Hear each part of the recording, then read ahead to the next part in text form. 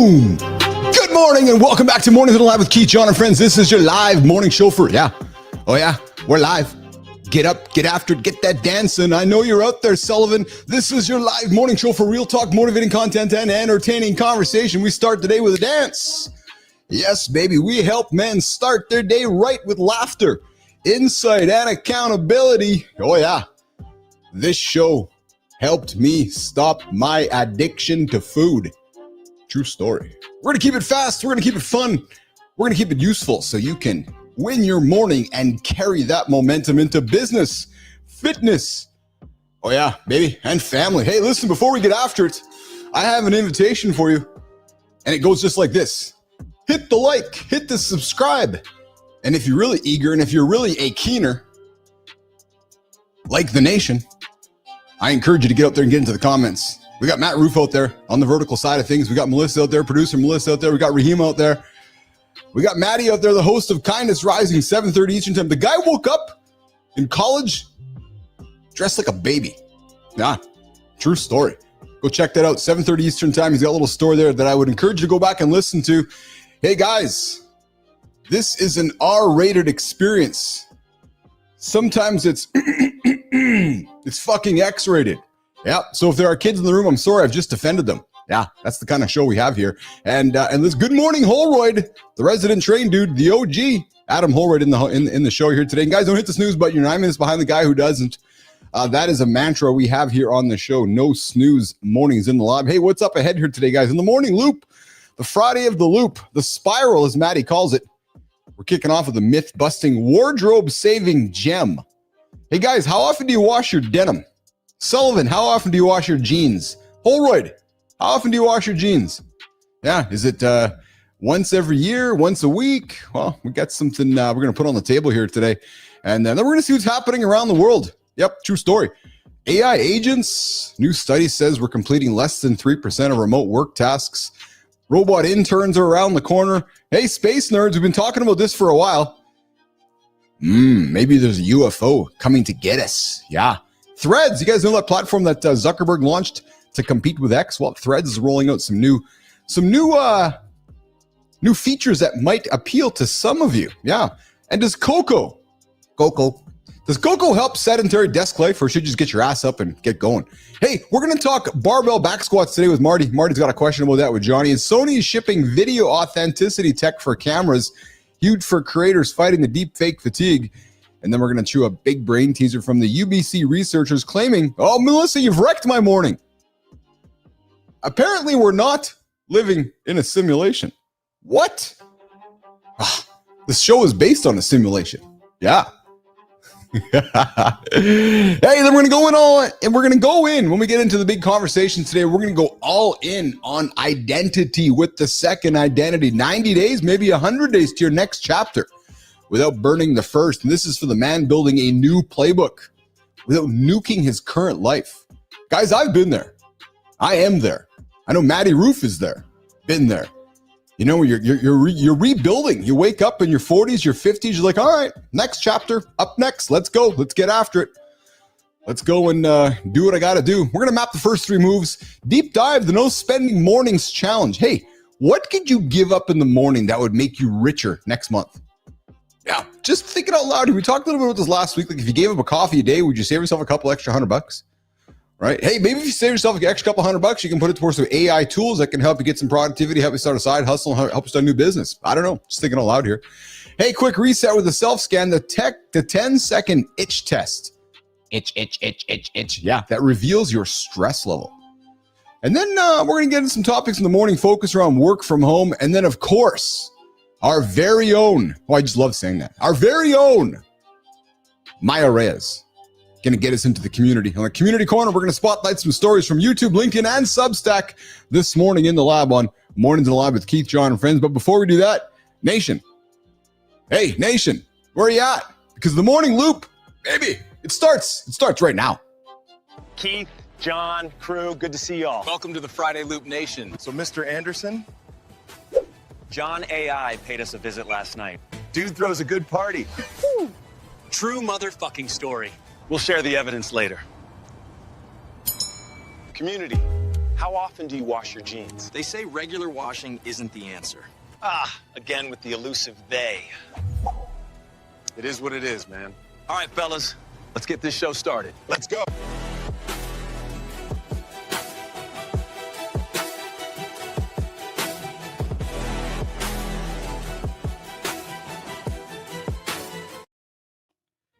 I'm thinking Andersen's still caught in the can, Melissa. I'm thinking he's still in the crapper. Yeah, true story. And John Andersen joining us here in a few moments. Hey, before he does that, though, guys, I got a question for all of you guys out there right now.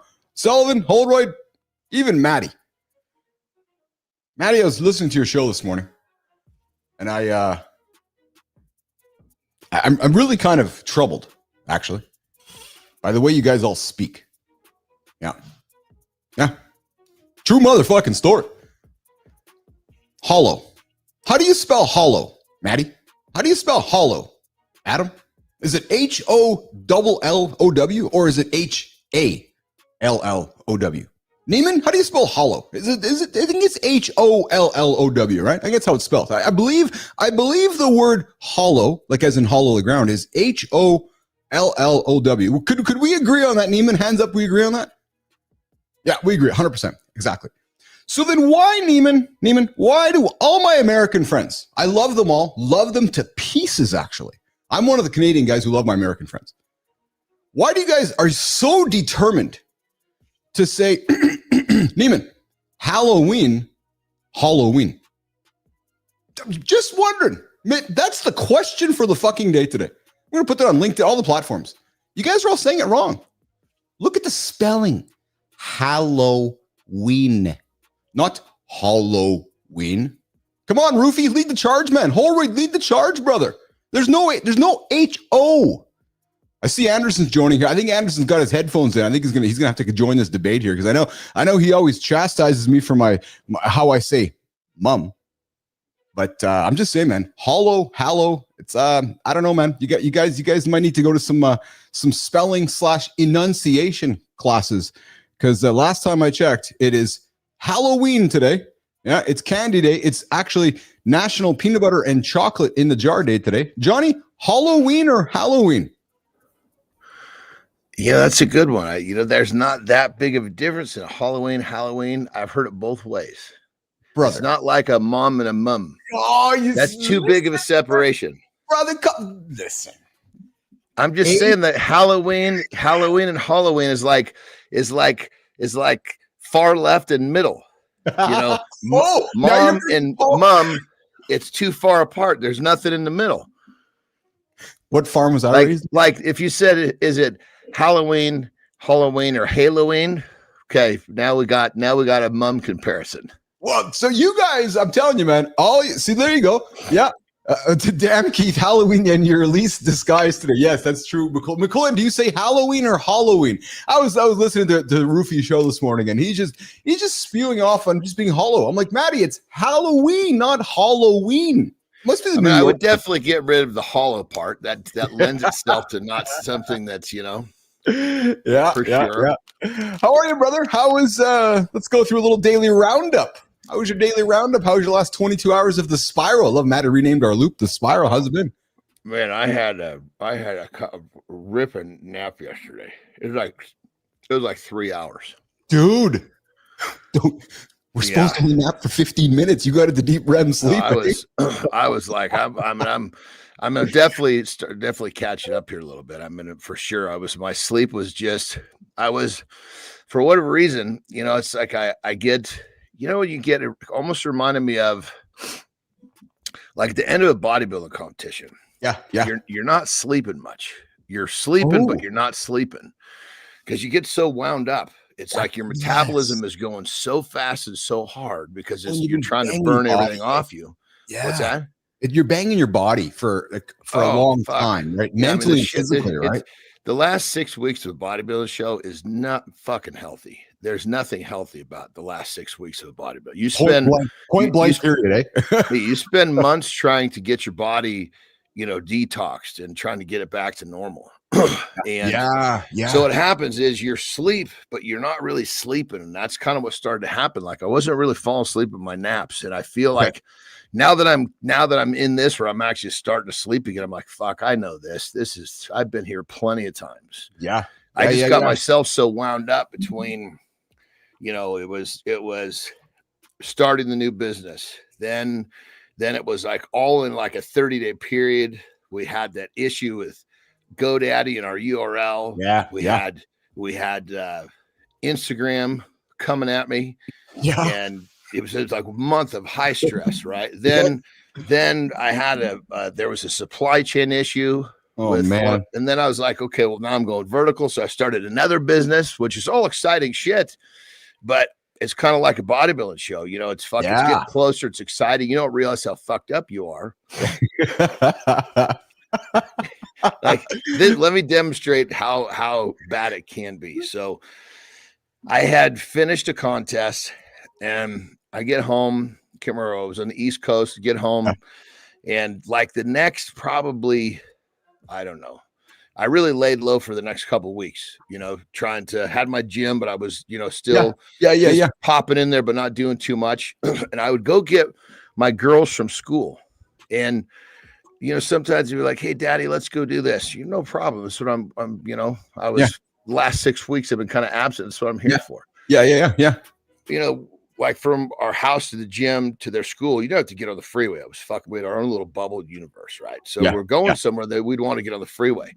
Dude, I'd be driving down the freeway and I would just be like fucking falling asleep. Like couldn't literally, I have kids in the car, you need to fucking pull over, dude. So I would take an exit and just come off.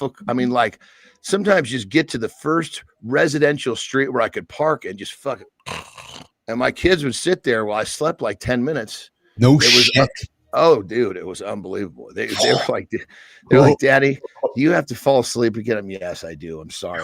But I mean, it was dangerous, Yeah. Yes. Good morning, Spartacus. Yeah, of course. Crazy. And so I was starting to teeter back on this. Like I could sit down. I shouldn't say if I laid down, I would be asleep in 2 minutes. Yeah.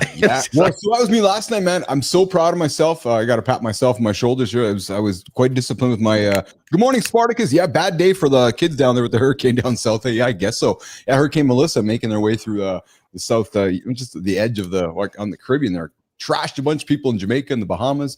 But last night, dude, committed to my 8 o'clock bedtime, lights out at 9 o'clock. I'll tell you something funny though. We were talking sleep scores yesterday, and we're going to talk about it next week a little bit. True story. Exact same routine as Wednesday to Thursday, as Thursday to Friday. And I'm sharing this just for an example because of our conversation yesterday. Woke up yesterday. My watch said I had an 88 sleep score. This morning, woke up, had a 77 sleep score. But there's your point. Nothing changed, but yet somebody who's not perhaps educated or aware might have a perhaps off morning today compared to yesterday. Yeah, now they're butthurt over this. Exactly my point. So I'm just pulling it up because of the awareness thing, right? So I'm good about it, but I'm kind of taking a page from your experimenting thing. I fucking did exactly yesterday, 8 o'clock the night before, and I got up this morning, I looked at my watch, I'm like, oh, nothing changed, right? But it's just an example of, and this is where I think people. How did you feel? Did you feel different, better? I feel great today. I feel today the same as I did yesterday that I do today. So and what you feel is the true currency. Yes. This is the same thing when I hear people talking about and bitching about like algorithms or why content is not performing. We don't think about all of the variables that go into everything. Like, I mean, everything, right? So, whether it's an algorithm digitally or whether it's our real life. So maybe yesterday I drank, I'm just spitting with you. Maybe I drank a half liter less water than I did the day before. So that maybe half liter affected something in my body, which affected and that shit's, it's not like you drank, no water or half liter. It was a really not. No, I'm just saying that so everybody understands it's a good ration of water that was altered a little bit, which is not going to make a big difference. It wasn't like he didn't drink any water than a half liter. Now that would have made a huge difference. You know what I mean? There's so many variables in our life that we don't even pay attention to half the time, that we get so caught up in some of the details that I'm feeling great today. Even though my number said I'm 77, I was 88 yesterday, but I'm still feeling great. That is the point. And then this morning, I was supposed to do something on the tread that I didn't want to do, but I did it anyways because I knew it was going to make me feel better. So I ran towards what I didn't like to do, loved it, got it done with, and I'm feeling really great today because of, and I'll tell you something else too, man. We talk about it often too. I was chasing some anxiety this morning for no reason, Johnny. Like no evidence to tell me why I had anxiety in my brain, but it was one of those mornings where it was like my brain was kind of going mental on me. That's called unidentified anxiety. Yeah, and it just was there, and I'm like, why is this in my head right now? Yeah, so you know that question is fucking perfect. So you know what I did? I did what I did not want to do was more downstairs here in the gym. Not that I didn't want to do, but I knew it was the way to fix my anxiety in my brain. It's just how my brain works. You know what I do, and I teach my clients in that is to go into just 60 seconds of gratitude. Yeah, you know what? It's exact. I was running, John. I kept saying to myself, "Oh man, I'm really glad I get to do this right now. I'm really glad I get to do this right now." And I kept telling myself that true motherfucking story. I get to do this right now. And you know what? And next thing you know, and as the guy's telling me to run on an incline of 9% at 7 on the speed, I'm going, okay, I get to do this right now as I'm cursing everything happening to me right now. But Johnny, I felt so good. Again, feelings. What do you see over there? You see a shadow outside the door there again? No. I was just I was actually getting a text. I thought that was you. I was like, nobody else fucking texted me this time of the fucking morning. I was going, where's your fucking his hands? I can see his hands. What's going on? All right, Melissa, we're running a little behind on our loop this morning, which is all good. But listen, I know that Sterling and Preston. Wait, real quick, dude. I love how you're piecing, you're connecting all these dots because now you're basically you're because you're taking all the metrics and using all of them, and that's the key right there. Well, and just being really ridiculously consistent. And I know that sounds so cliche, and I would think for many people it's like a duh. What do you mean, just so consistent? No, I mean like fucking consistent. So you talk about systems. I'm like, no.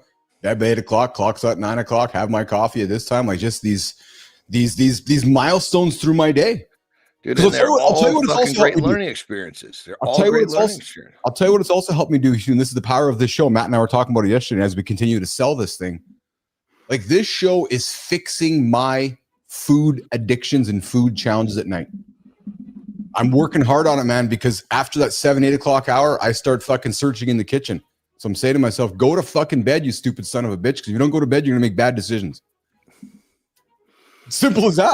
Well, because you know what's coming. If it's fucking raining outside and you go out and you get wetter, you're going to be upset. No, bring a fucking umbrella. Dude, I was sitting in the couch last night doing some work, looking at the clock. To your point, I'm like, I know what's coming. Here it comes, baby. 100%. I'm like, it makes it so much easier. No, I'm not fucking doing it again. I'm like, there's Husky Keith out the door walking towards the door. Once you find yourself up and moving, it's like, fuck, I'm doing it again. It's different. Oh, fuck. I was walking towards the kitchen, and I'm like, Husky Keith, what are you doing, you stupid son of a bitch? It's exactly what I said to myself. I fucking stopped, went back, played around with did some shit, and I went to fucking bed. I'm just sharing them. We've got some controversy in the world of work because apparently the #1 justification for mass layoffs isn't that significant. AI agents do less than 3% of remote work tasks, according to a recent study. Scientists just confirmed 3I/Atlas is a natural interstellar comet. Second visitor from another star, trajectory checks out, not alien tech. Big update from Threads. The platform now lets creators approve replies before they go live. New research says cocoflavanols may improve blood flow after long sitting. Helpful. Not a hall pass, you need movement. Sony launched in-camera video authenticity, cryptographically signing footage as you shoot. This is a new front line against deepfakes. A new UBC study rules out the simulation theory once and for all. So, sorry, believers, the world is real.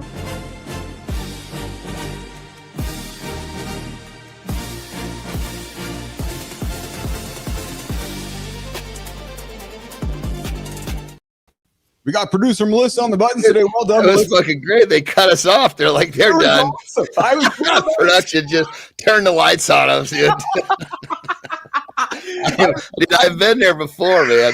I've been there before. You know, you're trying to get invited, and it's like the fucking lights go out. That's it. Get out of here. You were told you had 60 seconds 2 minutes ago. You know, I gave Neiman the thumbs up. I said to Jimmy and Melissa, I said, "Hey, is Keith and Johnny and Marty getting after it? When we got to get to our cues, just go." So it was awesome. It was the best part. It was on you, which means it was the highest authority. I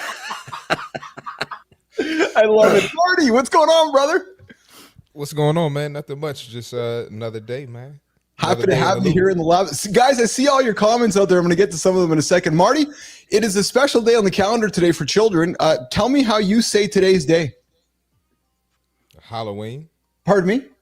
What do you say? Halloween? No, that's good, Mark. Just naturally say it. He said it right. You say it wrong. I know you say it wrong. I say Halloween.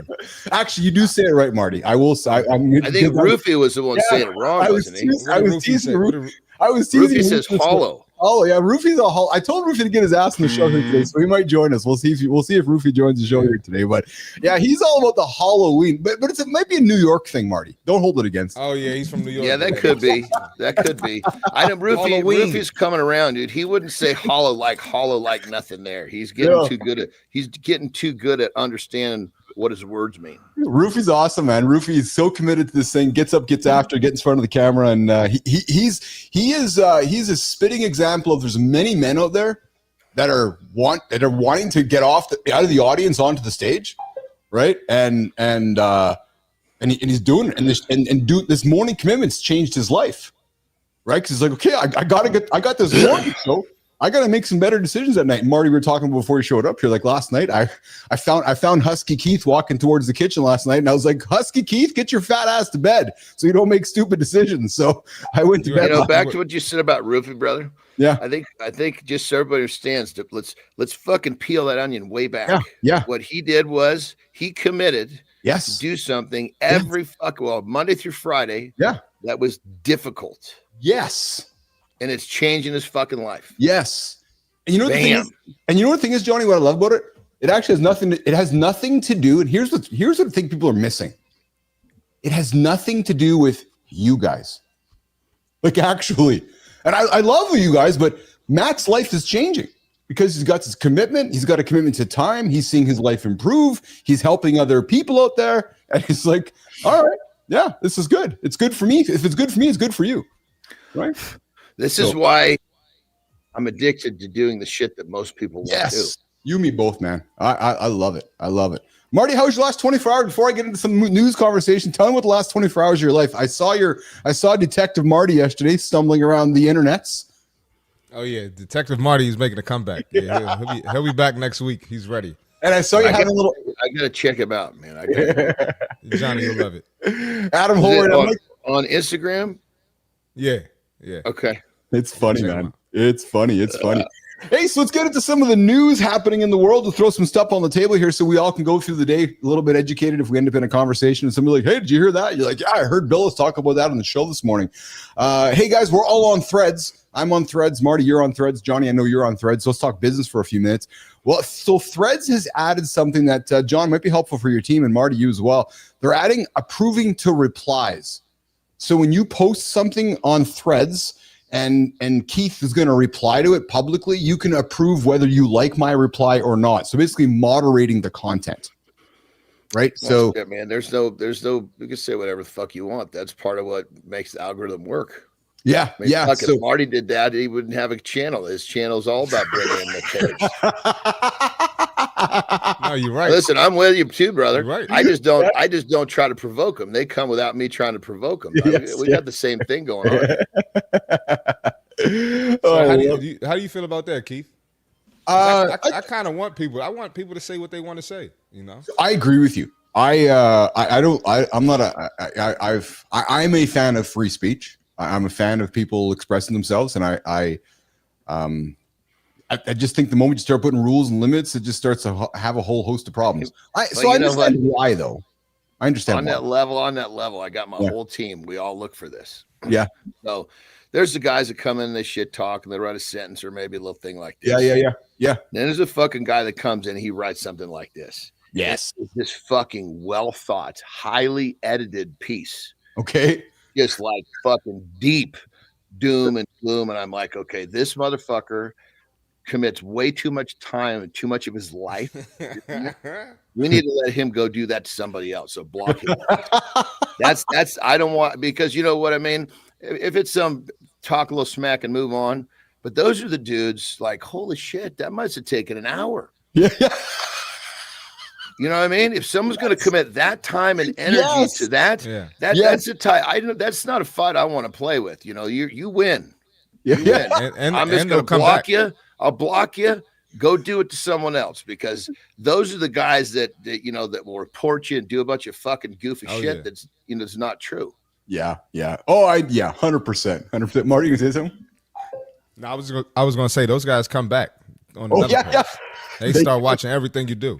they Dude, I had a couple of posts that were like unbelievable, the claims that were made, but because there were such nasty claims, AI just fucking tagged him. I had to get my rep in there to get it undone, and they're like, guaranteed a person never saw this. This is AI, and it was just triggered by the type of complaint. Those are the fuckers that are doing it. Yes. Because they're strategically taking cracks. Okay, go strategically fuck with someone else. I like the guys that don't strategically do shit. They come in and lay a turd and leave. Yes, that's the strategy. Yes. Well, and that's funny because that's when we get some guys. So here's what I've learned, even when people show up on our show, right? People come in, they'll sometimes trash talk, and I will have fun. Marty will have fun, and then they're like, "Oh," then they'll stick around because I've been doing this my whole life. I used to train people on how to handle these live conversations with trolls and freaks, and like yourself, John. If somebody's going to sit in front of me and put out a well thought comment that is being a dick, it's either A, see you later, or thank you for taking the time to leave that ridiculous comment in our feeds here today. Hey, Holroyd, I'm like that now. Drives my girlfriend up the wall, 8 p.m. I'm with you, Holroyd. I'm climbing into bed, 8:02. I'm asleep. Me too, brother. Well, actually, I'll wait till about 9. She lays there for 2 hours. Yeah, it sounds like my wife some weekends too. Good morning, Spartacus. I see you there as well, man. Hey, Marty. So Marty dropped an interesting video over yesterday to me that I thought would be great conversation for all of us to talk about this morning. Melissa, Mark's good at that, man. I know he is awesome at that, actually. Yeah, let's do that. Melissa, let's run this video. Marty, why don't you tee it up, Marty? I'm gonna be honest. I can't remember which video it was. Oh, was this the leg? Oh, the leg day one. Yes. Yes. So Marty. Yeah. So basically, this guy here, the Dolce diet, talks about why he stopped doing back squats with the barbell, and it led to some injuries. And so he's going to talk about it wrong. He's doing it wrong. No sound. Barbell back squats many years ago. Not with the weight that I use. My God, volume and intensity. But you must squat. Squat is simply a knee bend. You will be squatting for the entirety of your life, and strong legs will carry you much farther through a high quality life. Every time you get in and out of your car, you squat. Every time you get up off a chair, you squat. Every time you go up and down stairs, that is a version of a squat or a knee bend. Body weight squats, lunges, so Marty, step ups. I think Marty, you said something about you're thinking about stopping back squats, Marty. Oh yeah, so he we didn't get the full video. We didn't start at the beginning. Yeah. But so I do them sometimes. I don't do them all the time. If I can't get my proper warm up in, I won't do back squats. Oh, interesting. If I can't get my full 20-minute warm up in, I won't do back squats. If that do them at the end, brother. I rarely now that I'm not training for strength, I'll squat it like the last thing or second to last thing. After you already got your body warm. Everything else, because you're fucking warm, like literally like just the last time I did squats and deadlifts in the same, it was actually a deadlift was the focus. So I did step ups, I did lunges, then I went to back squats, then I went to deadlifts. And I was so in position in my deadlifts because I did all this shit before. No kidding. Okay. That warm up makes a difference. Getting your body warm makes a big difference. So because it's squats and deadlifts are 100% positioning. You're out of positioning, you're putting yourself at risk. Well, I think a lot of people's their mindset is, let me get this compound lift early. That's me, Marty. Before I get tired, Marty. Me, they rush to it. But the workout is supposed to be fucking difficult. That's the whole point. It is. No, but Marty, I'm that guy who would do my who still does. I do my compound lifts early in my work. I warm up. I'm very much a warm upper. I'm an older guy now. Because we're trained to think that way, so we look strong when we're training in front of the bros. Yeah. Well, if you don't care what you got on the fucking bar, like I love it when I can go to a fucking squat and I only got to put three plates on and it feels heavy. It's fucking beautiful. That's beautiful. I'm the same way. You know, well, I mean, there are days like where I get to the last exercise of squats. I'm like, I'm fucking wiped out. I'm gonna do sets of 20. 2 plates will do the job, and I'm fucking cooked. Yeah, Marty. But the thing about it is, you feel the movement feels so much better when you do it at the end or towards the end. Interesting. I mean, when we're older, I mean, when you're fucking younger, you don't face these challenges. Yeah, that's I never thought about that. That's right, Marty. Yeah, I was just gonna say I do a warm up now to where I'm sweating before I even touch a weight. That's just that's when I get my best squats, best deadlifts, best everything in. So Mark, I love what you're saying because I kind of do the same thing. I just make sure that I get myself, my knees are, when I'm moving around, I have no issues. But since I started my PEP protocols, my joints have been pretty good. But what I'll do is I start off a workout almost always with lunges and step ups and shit like this, which are really fucking hits, man. I'm fucking huffing and puffing. So yes, it's a warm up, but it's also really fucking tagging my legs. Yeah, so I'm kind of doing what you're doing. I'm just doing more specific warm up to the actual exercise for legs. Anyway. Yeah. Mine is usually like the what do you call those, resistance band walks, kettlebell swings, stuff like that. Yeah, I might hit some box jumps. Well, here's another one too. Try to do fucking lunges as the precursor, the superset, pre-superset, the first exercise of a superset with a squat. Oh, mercy. Yeah. You know, do 15 a leg, walking lunges, and go get under fucking 2 plates after that. It feels like 4. So do it as a warm up, or are you saying this like as a? No, this would be the end of your workout. And let's just say you get to the end of your workout, end of the workout, or maybe middle, wherever. You're like, okay, I'm gonna do the squats now. And there are days where I'm like, okay, you know, I want to have a great workout, but I don't want to put my base of my central nervous system under a heavy load, like heavy weights, right? I can kind of tell when there's days that it wants it, days where it doesn't. So I'll do walking lunges, basic, which is the length of my gym down and back, right? And then really deep step too. So you're opening that shit up where you're stepping out so deep, your heel is the first thing to strike. Yep. Then go back to the fucking, by the time and I finish right by the squat rack, dude, I'm huffing and puffing. That weight, if you got 2 plates on it, feels like 4.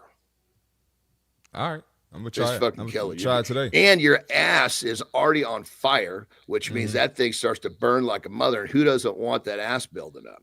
Dude, my ass was on fire this morning as I was trying to do my run, Johnny, because I did a big lift on Wednesday, and did some big squats and deadlift. Man, my under cheeks, because I was running today with just my under ass. cheeks. My under cheeks was sore, man. Just it's absolutely sore. You're a big Peloton guy, right? Yeah, he's Peloton. Yeah. And you talk to it, right? I don't talk to it. Yeah, it talks to me. Yeah. What are you thinking? Tell that motherfucker to get his shit straight because I got a big fucking option play coming up on the goddamn earnings and it's way down right now. Fuck. Hey, I do want to say something before I forget because I went for lunch with my buddy yesterday, Chuck, and I bought that shit and it dropped like 25% the next day. I'm like, you fucker. I should have waited one more day. Man. God damn it. So I bought a bunch of that shit during COVID and then after COVID, I would never touch that. Yeah, exactly. I actually made on it because I had to take some losses on it, actually. So I benefited with my tax situation because of my losses on that stock. But hey, guys, a little reminder because we've been talking squatting this morning. I think this is helpful. I had lunch with a buddy yesterday, and we were just kind of catching up. He's a little bit older than I am. You know what I said to him? I said, hey, you been squatting lately? He looked at me weird. I said, no, just friend to friend. And he's like, thank you. Because to that gentleman's point, did he really say thank you? That's fucking cool, bro. He did because it's just one of those questions that I don't think we ask, but yet to go for a shit to get off the chair. Like he's like, yeah, I'm going to the gym. I'm doing my yoga. And, what's squatting lately? You squatting lately? I like that. Well, yeah, because as we get older, that's a great fucking question, dude. 100% it is. It's like putting people in check. How you It doing? is. Well, and then I teased him. I said, squatting lately? Yes. It's kind of like, have you been eating properly lately? You know what? We sat down, Johnny. We had exactly that conversation. I said to him, I said, so, hey, you taking care of yourself? Are you eating good? Are you squatting?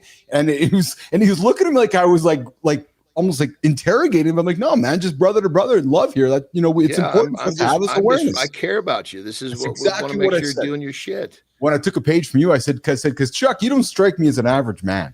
And he looked at me and he smiled. We say, and then if they just say, well, I like to do this. Well, are you an average man? Of course I'm not. Well, why are you acting like that? That's like the left hook they didn't see coming. Well, he's going to be 68 next month, so he was. He's awesome. He looks great. He smells great. He sounds great. Looks great. He's awesome. And I was like, dude, just keep your squatting going, man. One of the most important things we could do, Marty. I can't. In a weird way, I can't wait till I get into my 60s. I'm happy in my 50s, but I just when I get there, I'll be forging new territory for the 60-year-olds. Yes, you will. Good morning, Michael Hers. Thanks for joining us this morning, brother. What's going on, Marty? Yeah, no, I was gonna say, we say, you been skipping legs? Oh, we don't say have you been squatting. We're like, you skipping leg day? That's what we say. In my generation, maybe it'll change when I turn 50. That's it. Yeah. Well, you know what? I just say it, man. There's and John, you know this too. There's too many men that are our age and are older that struggle with going to the can. And if I can help men avoid that, fuck, man. And just get your squats in. Your body squats just go up and down, brother. Go up and down. And I know too many men, John, that have bad knees because of not taking care of themselves. No, it's if they understood how to do it. Speaking of which, remember are you squatting with your toes up? How's that going? Good. Thank you. Yes, 100%. I've actually lowered my your knees and hips actually start to feel better. Well, because I was noticing as I was squatting, my right knee was bowing, right? So I've been really probably going away now, isn't it? Super intentional, high awareness. Because now what you're doing is you're asking the body to squat within its design. Yeah, there you go. Yeah, up and down. I've been really paying attention to my bench too, right? Because sometimes I'll notice my bench will flare. I've been really focusing on my. That's a good one. So when you think about that, everybody don't think about cracking the elbows. Most people think about doing this. Yes. Think about rotating your elbows in, and they will crack as a positive side effect. Kind of like, don't think about bending your knees on a squat. Think about setting your butt back with your chest up. Your knees will bend as a positive side effect. The joint will do what it's supposed to do, whether you think about it or not. Yes. Yeah. It's incredible awareness. It's again, what I'm going to say is so obviously cliche.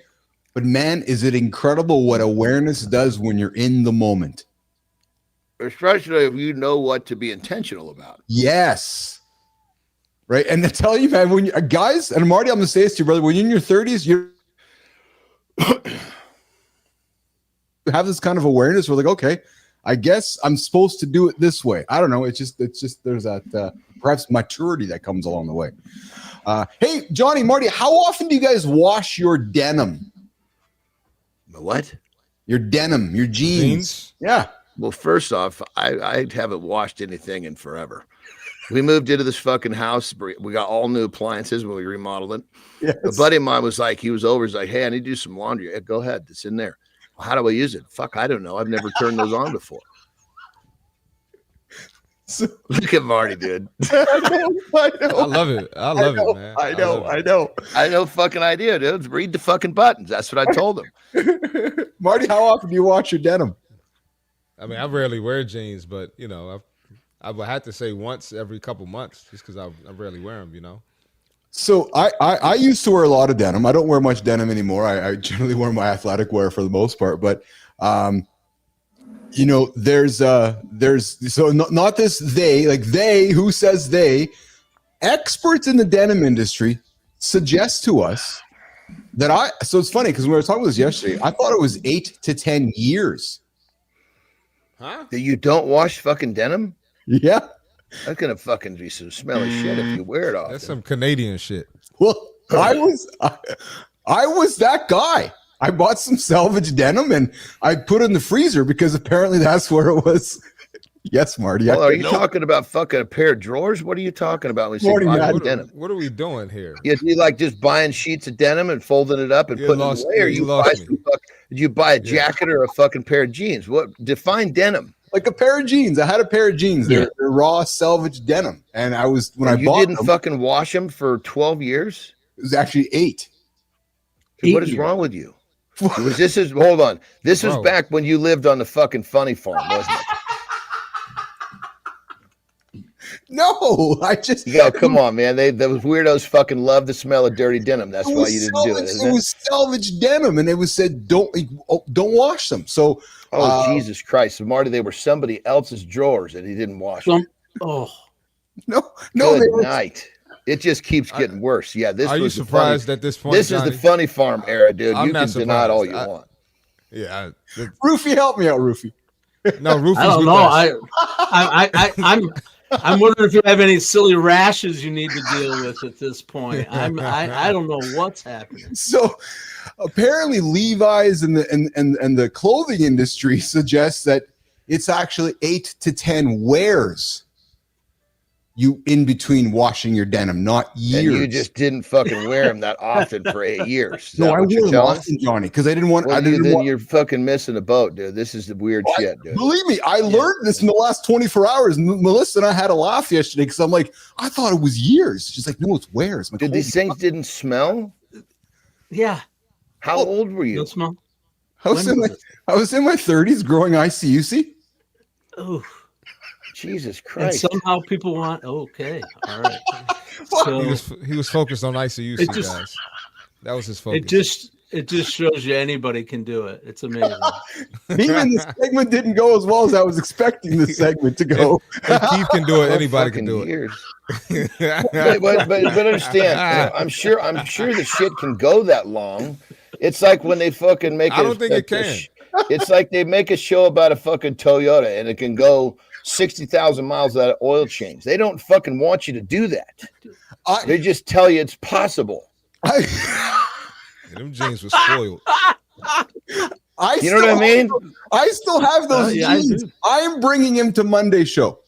And I bet if you fucking just looked at them with a lighter, they would fucking catch on fire. I bet you the color is off too. Yeah, don't fucking light a joint next to that thing. These things are gonna fucking they're gonna spontaneous combust, man. When was the last time you wore them? Oh man, Roofy, it's been probably, I don't know, 8 years, 10 years. They might not even fit me anymore, but they have been washed. They have not been washed. They're up there. You still haven't washed them. It's been 30 fucking years or whatever. I didn't want to wreck them. I thought they were going to get wrecked. Wrecked them. What do you fucking wreck them? You like, Jesus. You could probably go a long time without fucking brushing your teeth and they wouldn't fall out, but you're not wrecking them when you brush them. They probably smell like a rectum. Hold on. Did you wear drawers every time you wore those, or were you a free balling fucker in there? No, I wore drawers. I wore my socks, underwear. I wore drawers. So I was not free balling. So Michael Hers, no, butt sweat stains build character. Yes, but there's no butt stains in my jeans. But the bottom line is, guys, we're not supposed to wash our jeans every day. After 8 to 10 wears, not years. So Maddie, they don't even get comfortable until about the 4th or 5th wear. I agree. As far as I'm concerned, I would agree. But 8 years is a little much. But once they're fucking broken in, they feel good, just fucking fine when they're clean. So I learned fucking something. Weirdos, Jesus Christ. I learned something. Marty, help me out here. I'm in the old fucker category, and they're fighting for you can do this shit. I'm with you on this one. Get with me, babe. You wash them every time? Fuck yeah. Well, I don't wash shit, but they go in the fucking dirty hamper every time. I wash my underwear every day. Come on, man. And my socks. What fucking you want a fucking prize for that? Yeah, he does. I brush my teeth. Jesus Christ. You wipe your ass every day too? Oh God, let's toast some champagne. Yeah, Keith, I know you got some more secrets too. This is the funny farm shit. I know you got some more secrets. What else have you done, Keith? We got to get Keith straight. I learned 2 things this week. I learned that kale and cauliflower came from cauliflower and broccoli came from kale, thanks to and to never share this fucking denim secret again. You know what? Keith shares stuff with us like that, thinking we're going to relate. Like, yeah, Keith, me too. Oh my God. No shit. That's what it says to me because I grew up on a farm too. Listen to this, Marty. You weren't here. I grew up on a farm too. Then he tells me his was an incest farm where the uncles were rubbing up on the fucking cousins. I'm like, you're on your own with that one, babe. That's not what mine was about. Mine, we were fucking raising cows. He tried to reel you in. And then about a week later, he goes, you know what it's like? You grew up on a farm. I'm like, no, I don't know what your farm was like, you fucking weirdo.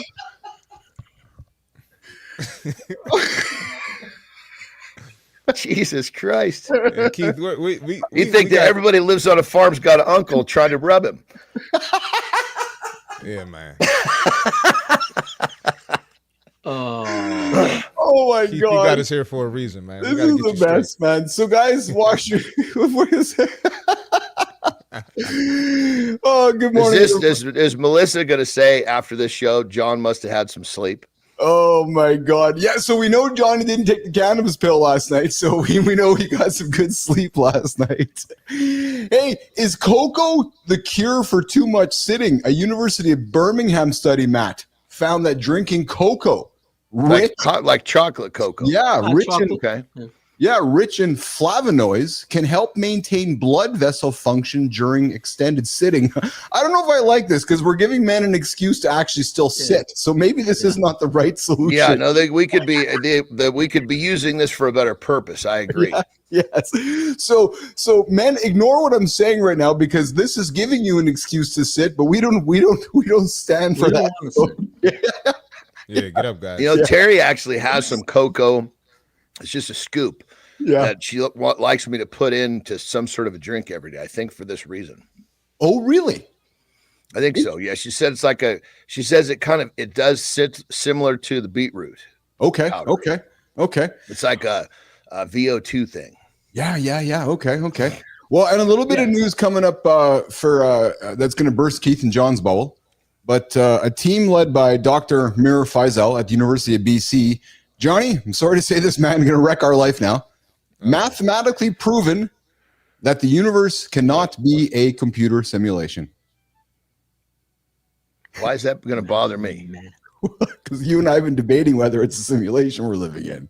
And it's just a fucking topic of conversation is what it is, dude. I know. I was going to say that because when I hear the universe, I think plan, I think faith, I think different set of thoughts come to mind. Yeah. So the findings mathematically end the simulation hypothesis popularized by Nick Bostrom and Elon Musk. And this is actually quite fascinating because those two guys have been pumping that philosophy out on all the platforms for a while. If you guys have seen it, but it's mathematically proven.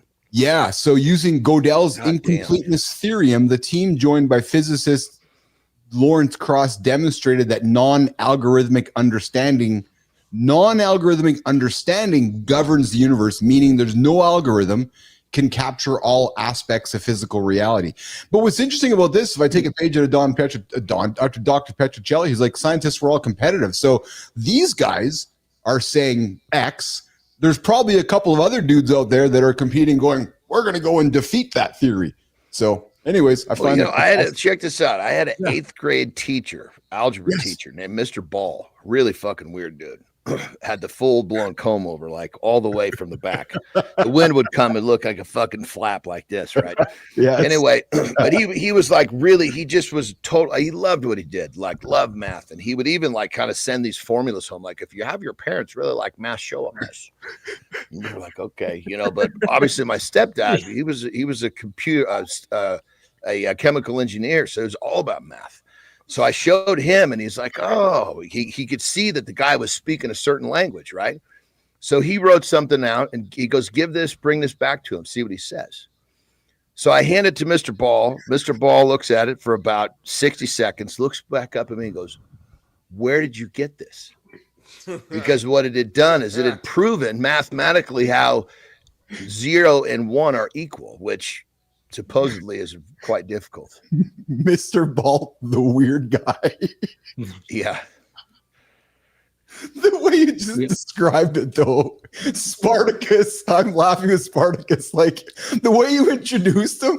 Yeah, my old teacher, Mr. Ball, the weird guy with the comb over. It's just Well, I mean, you had to understand, like, that's the kind of dude he was. So like math was like, he probably sat home and because he was always doing this, licking and he probably sitting at home pulling his comb over, licking, writing out fucking formulas.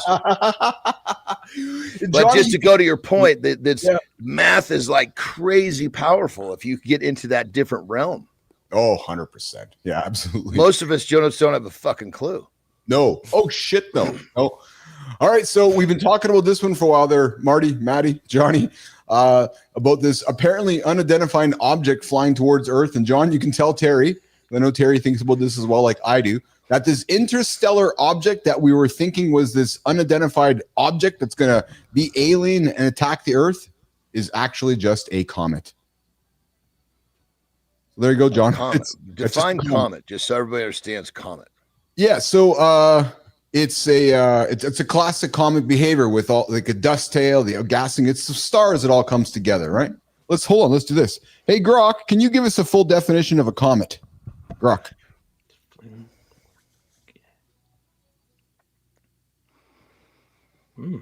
Brilliant.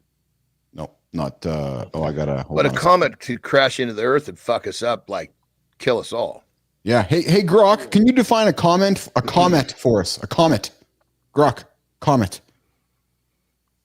A comet at its core. No, not comment. A comet. Oh, comet. A ball of ice and rock, hurtling through space at 100,000 miles an hour. Makes a tail when it gets close enough to the sun.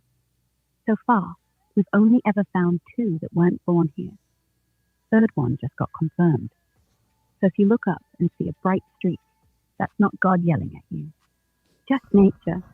Oh yeah, there you go. So that third one she just talked about, that's the one that they just identified. So there's a big ball of gas and ice hurtling towards space. But the point is that there was some speculation that it was UFOs, Maddie, but it's not. It always seems like there's a scientific explanation for these things. It's fun to speculate, but we have yet to find it. I'm not saying it doesn't exist, but I mean, we're silly to think that we're the only ones in this huge fucking place, But these other beings out there are way fucking smarter than letting us dipshits fucking find them. Yes. That's not how you define life form, right? It's definitely not human. Yeah, we are stupid. I'm with Charlie. Good times, right, man? The UFOs come from the water anyways. They don't come from space. There's so much water on the planet, they got to come from somewhere. So good morning, everybody. You're hanging out with Keith, John, Marty, and Matt Rouff here this morning on Mornings Alive with Keith, John, and friends. Melissa, let's do this.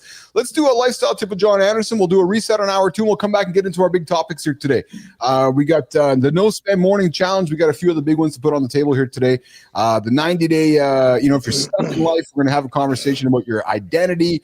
And Matt might be a good conversation for us to have, to get into it as well. So let's do that. Let's do a reset, Melissa. Lifestyle tip with Andersen. Marty.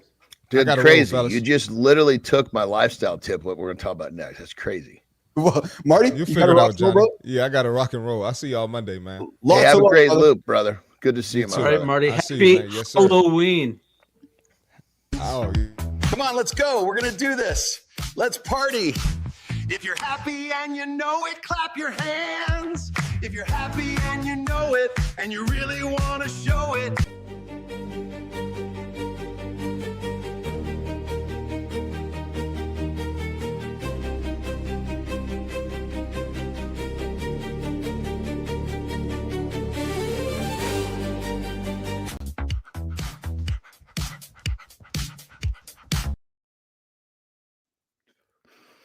That was actually much better than chemo, John. Pretty crazy how a little nutty son of a bitch and I are on the same page. It talks about something about identity. Well, that's what I was going to talk about today in the lifestyle tip. You see, we all have identities, but sometimes we don't understand them or we haven't developed them. When someone says, who are you? Most people are going to talk about what they do for work. Who are you? I'm a plumber. No, who are you is what you believe, what you stand for. And most people don't really have a good grip on that part of who they are. They're very familiar with what they do to survive or to make money or whatever you want to call it, their job. Because your identity is really powerful because you're going to end up your life will basically reflect your identity, period, end of story. Your identity then will be supported by standards. You know, you don't really reach goals, you reach your standards. A goal is a great direction. It's a great thing to focus on. It's a great thing to say, okay, I'm going to accomplish this, but it's your standards that are going to support the habits that are going to help you get there. And going back the other way to the beginning, it's your identity that really clings all this together. Like when someone asks who I am, what first thing that comes to mind is I do shit that most people won't do. And then I go into, you know, some of my beliefs at who I am as a person, as a, you know, as a leader, as a father. You know, someone asks, you know, basically that will lead all the way to what I do to make money. Yes. But so many people, what they do to make money doesn't really connect with their identity or who they are, largely because they haven't really found out who they are. So ask yourself a question. Who are you? What do you stand for? If somebody says, who are you? What would you say? Do you have to think about it? Well, if you do, there's nothing wrong with it. Just spend a little bit of time doing some self-discovery to find out who you are. And once you understand who you are and what your identity is, maybe you need to restructure this whole thing. Maybe you don't, but it's a fun discovery process. But understanding who you are might be one of the most powerful things in discovering your identity. When you discover your identity, then the whole thing starts to fall into place. That being said, have fun with this one, everyone. It's Friday. Rock and roll.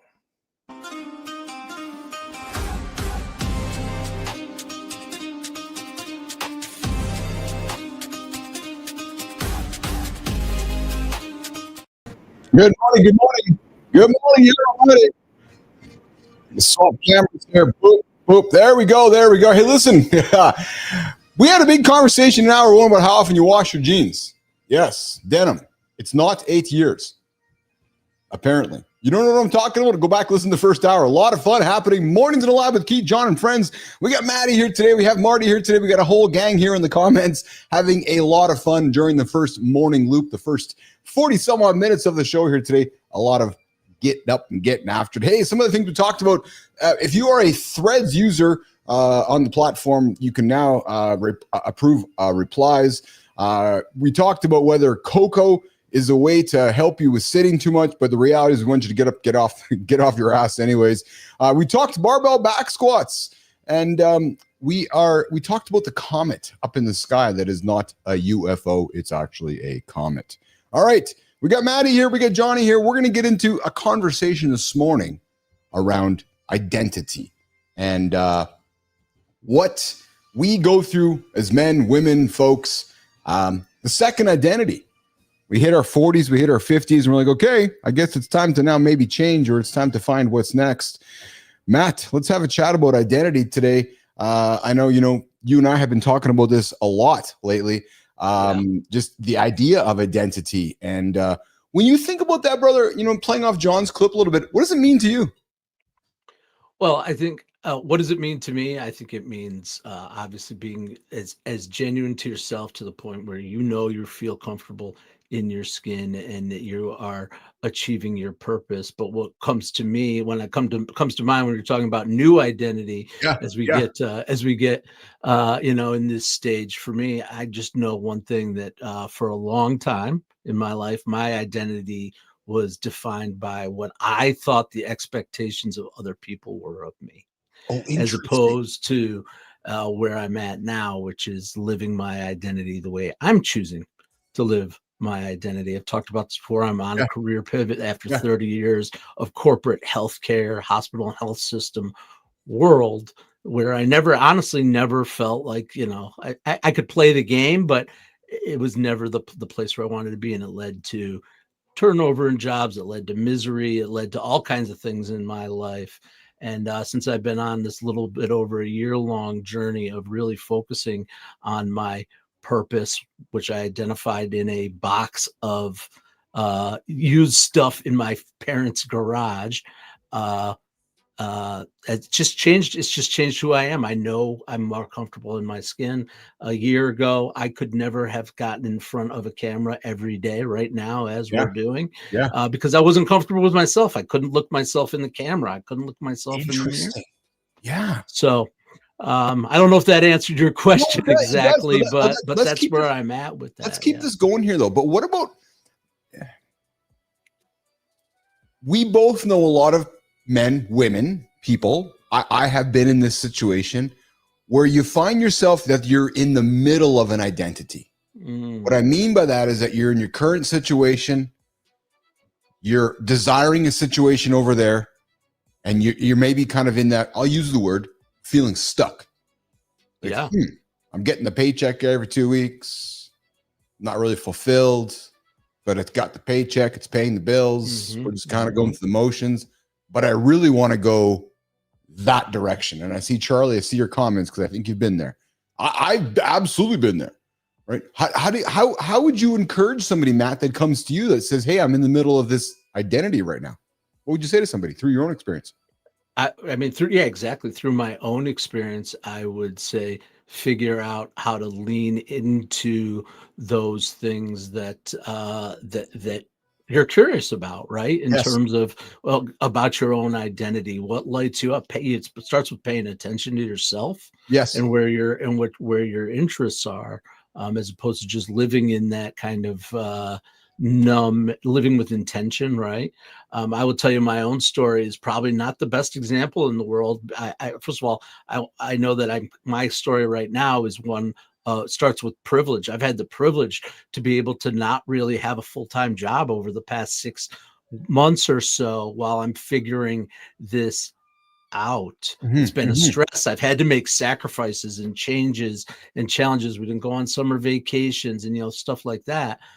But I come from that privilege of being able to do that. Not everybody could do that. So if you're in a position of wanting to try to do something, it's about prioritizing that and finding the time to do it. So I'm about to head into a change. You and I, Keith, have talked about this. I haven't been working like in a traditional full-time job with a revenue stream, traditional income. I'm moving back to that world while being able to keep this world as my priority too. So you just have to come with as it comes and goes. You go with it, right? So Johnny, there you go. You got a little bit of a blur there, but you're coming clear there, Johnny. We're talking identity, guys, and one of the things, and John, I'm going to throw a question to you, brother, as because you have been one who I admire, has gone through many identity shifts. And I think so. Here's what I find fascinating about identity: is that we've seen identity happen culturally with many people that humans idolize. And what I mean by that is, and I'll simplify it. We've seen people like Madonna or actors that shed a skin and become a different identity over time, right? And John, she has been a pro at that too. You're absolutely right, John. And that's kind of why I threw that example there. But it doesn't happen overnight. And my point is that I'm looking at you, Andersen. You went through 3 very distinct identities, relatively in the same realm, but 3 very actually kind of 4, because the 4th I've had to take on has been like a full-blown entrepreneur. Yeah, business guy. Yeah, 100%. You're absolutely right. The point I want to get to, though, is that, and here's maybe where we can offer some help to gentlemen that are paying attention to this. It doesn't happen overnight. The key is to start, but there's a time period. Maybe it's 60 days, maybe it's 90 days, maybe it's 100 days. And as I was doing some research for this discussion, I know, John, you're a fan of James Clear, the habit stacking guy, right? And he talks about identity-based habits work. And Andersen, you're living proof of it. Focusing on being the kind of man, Maddie, because you've been doing it now too since you started the show. Focusing on being the kind of man who does the behavior. That's the act as if right there. Makes the action stick better than chasing the outcome. So don't go buy a fucking car you can't afford. Start getting up at 4 a.m. That's the shit that buys the car. So don't act as if on the end, act as if on the beginning. I love that, brother. Because that's what I really loved about this, because I think too often, I just made a video about that. Crazy, dude. Yeah, it's fucking awesome, isn't it, Johnny? But I think too often we're trained, and I think society trains us to focus, again, back to Maddie, 90-day hard. Like even just these, you're focusing on the end of it, not focusing on I got to get up at 4 a.m. every single day to successfully complete my 90-day hard. You see what I'm saying, Matt? And I think that's what I really loved about this, which was that focusing on the kind of man, because you're doing it, your behavior, you've changed your behavior since your morning show. Absolutely, I have. Yeah. I didn't have a choice. Well, I had a choice to do the morning show. I do have a choice every day to do it. But since I committed to that and I make that the principle, I have absolutely changed. I talked about it the other day, I guess yesterday. Yes. And I will tell you what I was actually thinking about this morning on days like yesterday where I stayed up a little later, didn't really get to sleep pretty well. I'm now more aware of the difference in those days because I'm paying attention to it. I'm intentional. Yes. I'm intentional about brother, it. When you know what good feels like, it's real easy to spot bad. If you're living in bad all the time, you don't really get it. I'm not saying you, a person. No, a person. You don't understand. You don't understand how bad you felt all the time until you finally feel good. Yeah. Exactly. There was some studies about habits. Habits become automatic, and there's a lot of anecdotes around this. And again, I just found a little bit of researcher from the Wiley Online Library. And Petro, if you're paying attention, you can come back and dismiss or support some of the things we're saying here. But habits become automatic with consistent repetition over time. In a longitudinal study, the median time, Johnny, the median time for a behavior to feel automatic was about 66 days. With a range of up to 254, which supports designing for men that are wanting to change their life, thinking about a 90-day type container. Again, and I'm being very careful because I get nervous when I hear these things attached to like an end date, because to me it tells you that okay, on day 91 it's all over. But what I'm really focusing on, and I'm using Matt use the example, man, is that these identity-based habits. Matt decided he wanted to start a morning show. And by him doing it every single day, it made the action stick instead of him chasing the outcome. There's a difference there. Same thing with John. John's like, I'm going to become a world-class bodybuilder. Well, that's the outcome. He had to do a bunch of fucking shit with tons of habits every single day to get to the outcome. And this is speaking to the men, John, and this whole conversation started playing off your lifestyle tip too, is the guys that are stuck in the middle, right? I was that guy. I got a job over here, got a good paycheck, but I want to go over there. I don't know how to get from here to here. You got to start changing your habits in the middle. Change your habits in the middle to get to who you want to be. Well, and your identity is what's going to basically, I mean, yes, it's when it comes down to it, a habit is, I would say it goes from, and these are all time frames, right? Different for everybody. First, it's a habit that can be fairly quick, but it doesn't really stick. From a habit, it's got to turn into, part of your lifestyle. Right? From your lifestyle, then it's got to turn into more of a state of mind. And that is a state of mind. It becomes who you are. That's your identity. Now it's become a part of you. Yes. That's when it's yours. Yes. It's kind of like when, when someone's trying to get, God, I get to 250 pounds and I always end up going back to, whatever, 210 or whatever. It's because you got to get there and you got to keep it for a year. It's not yours till you keep it for a year. Well, that's the habit thing. You've got to get all the way to where it's who you are. Now it's yours. Yeah. Maddie? So I was thinking about the timelines too, right? I've heard 21 repetition, all these different things. But I think what John just said is the key, is that it's process. Stages. It's a process of stages, just like grief is a process of stages. And every person who goes on a journey might go through each of those stages at a different rate, but you have to go through those stages to get to it. For me, the challenge has been, Keith, you and I talked about this, and this is within myself in terms of my patience and my stick-to-itiveness and my perseverance. I want it now. So I feel like, I've been doing this behavior for 82 to 85 days now, 85 episodes I've done, which I feel great about and proud of. It's a down payment. Exactly. And so, it's Dude, gonna it's take that time, but I'm doing the behavior down every day. It's the head down, work, head up. Fuck, nothing changed. Head down, work, head up. Oh, fuck, Here we go again. It's not until you pick your head up like the third, fourth, fifth time, you're like, oh, fuck, something finally changed. Now you got the thing moving a little bit. Most people never, they won't get through that first series where nothing changes. Yeah. That's why I'll beat this drum to death. It came up yesterday, Johnny, with Chuck. Interest. Because he said to me, he's like, I don't want to go to the gym and stuff. He's like, but I really enjoy yoga. I'm like, awesome. That's your interest. And it's funny because we get so caught up in, I know guys would see you, John, and like, oh, I should be lifting weight. And you're like, I don't really give a fuck what you're doing. Are you doing something? Are you squatting? Yeah, okay, great. That's your interest. Right. So you got to enjoy the process. I know I know I'm banging the same drum, but dude, if you're not enjoying the process, you're not going to succeed. Matt is enjoying the process. Mm-hmm. Right. And when he's enjoying the process, he's like, okay. And I think, Matt, if I can perhaps make an assumption, you found a way to enjoy the process. Yeah, I do enjoy the process. Yes. If it was a slog, I probably wouldn't be continuing to do it or continue to do it as.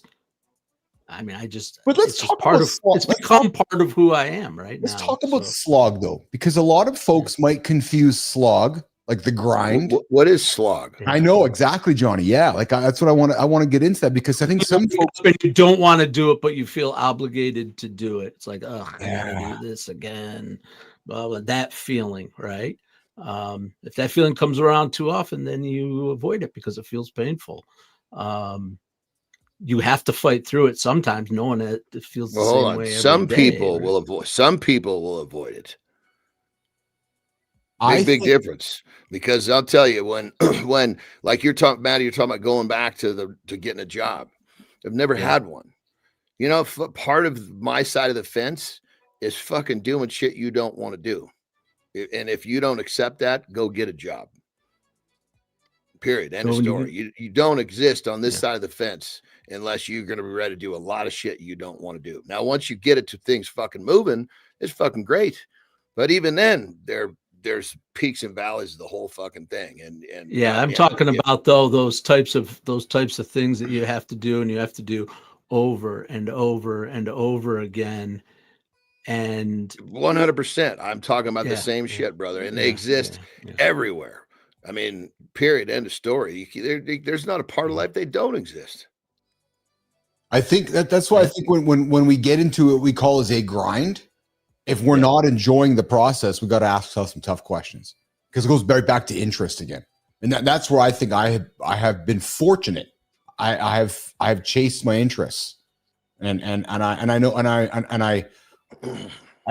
want to come out the wrong way. I worked fucking hard for where I am today. I worked super fucking hard in the past to get to where I am today. So, which I would like to think gives me some of the freedom that gives me the privilege to do some of the things I've done today. But Andersen, 100%. But nobody saw the fucking work I was putting in to build what I built yesterday. It's fucking hard, man. But I had to be interested in it, and I had to enjoy that grind. I really didn't understand gratitude back then. True story. Right now, when I really lean into gratitude.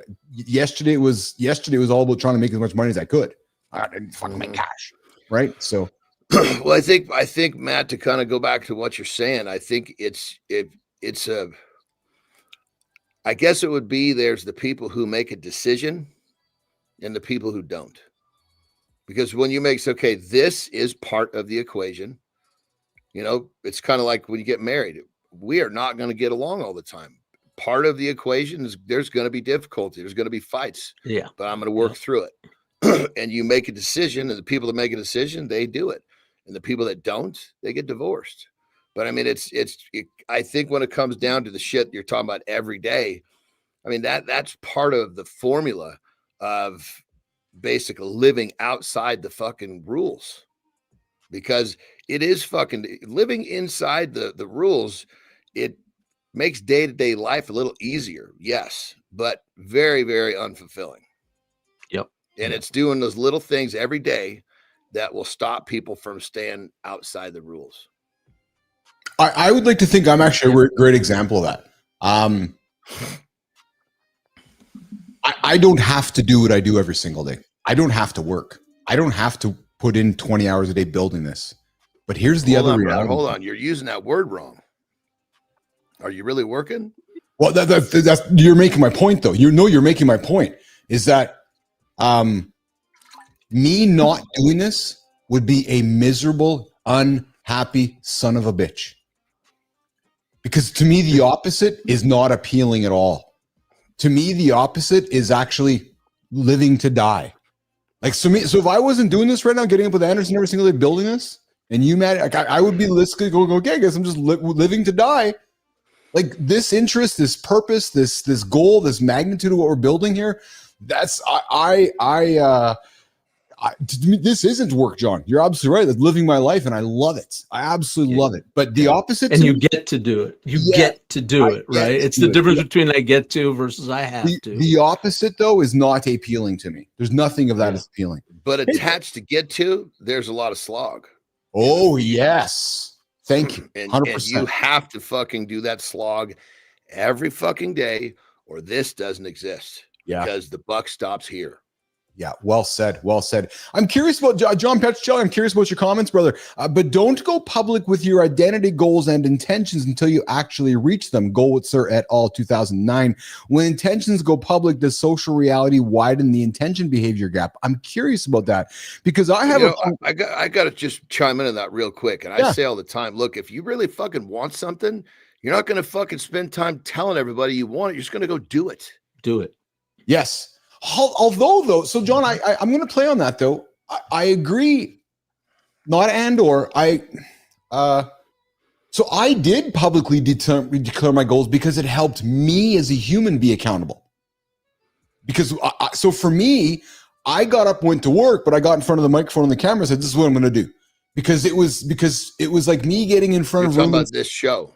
Yeah, but just in general, I felt like this microphone, John, and this camera gave me my way to hold myself accountable. But that's also you doing that as part of what you're teaching here.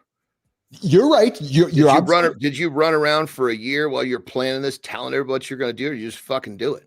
I just did it. Thank you. That's what I'm talking about. Okay. Yes. Yeah. And then so like perfect example, like when I fucking change an identity. Right. People, what are you doing? I'll tell them when they ask, but I'm not fucking spending a bunch of time telling, hey, guess what I'm going to do? I see. No.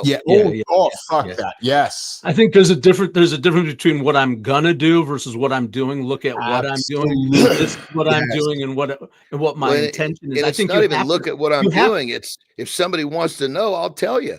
I don't give if you don't. I'm not going to fucking stop what I'm doing to gain your attention so you can look out of your fucking mind. I love it. Not saying you, Maddie. I'm saying in general. I agree with that if you're asking them for permission, but I also believe that you can't do most things you can't do all alone. So you have to be able to communicate what your goals and your intentions are so that you can bring people along who can help you and support you along the way. So but that's just that might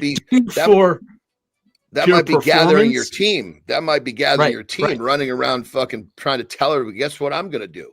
Yeah. You know, maybe, hey, Matt, I'm going to do this thing. Do you want to join me? Very different than, hey, I'm going to go be a pro wrestler. No. I was fucking showing up at the play. What the fuck are you? Why are you not lifting the stones every weekend anymore? Well, because I'm doing this now. Yeah. I think public accountability is a good thing. I think when somebody knows that Andersen is on, and I'm with you. I'm the same way, John. I'm like, I'm not. There's no sign on my driveway saying, "Hey, this is what I'm doing." I just get to do my shit, right? And it's funny because somebody said to me a couple of days ago, "Hey, Billis is back. I've been back for a long time, just doing my shit, but I'm just not fucking out there, with a big billboard out there saying this is what I'm doing. Yay, look at me. No, I'm just going to work. Just going to fucking work, right? Cool, Jay. Don't call it a comeback.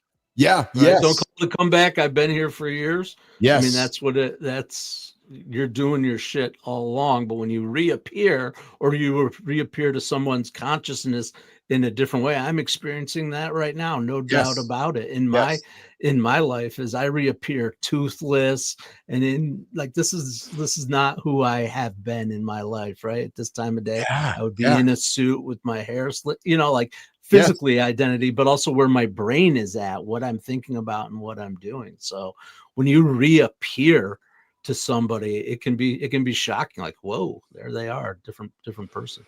Absolutely. Well, another thing to think about here too with the whole idea is, like when I'm doing something like this, I'm looking for my first fucking paycheck with some progress, not with somebody telling me oh, that's going to be cool.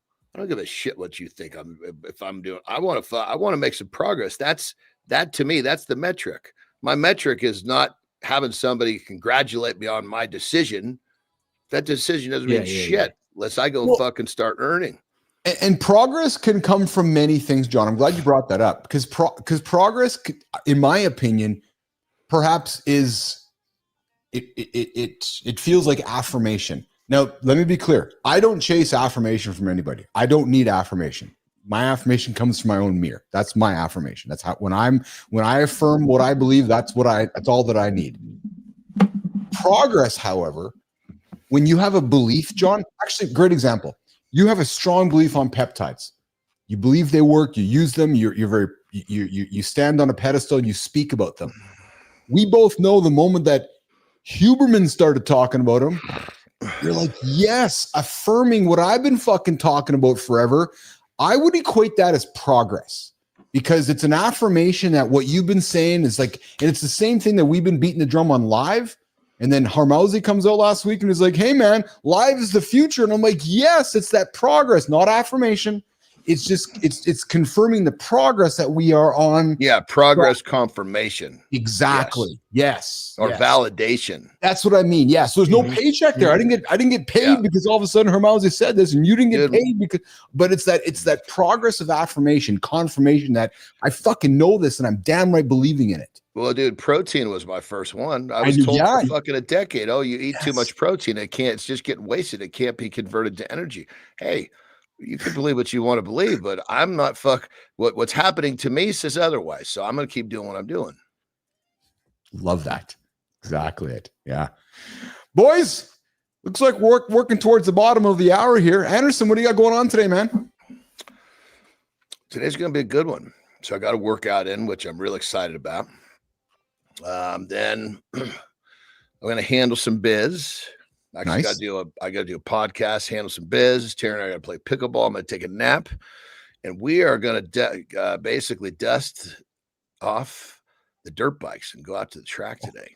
Oh, fun! Yeah. I got to get out there before November. Fuck, man, Jesus Christ! Are you going to do some jumps? Of course, I'm going to do some. Yeah. You don't go to the track for any other reason. I know.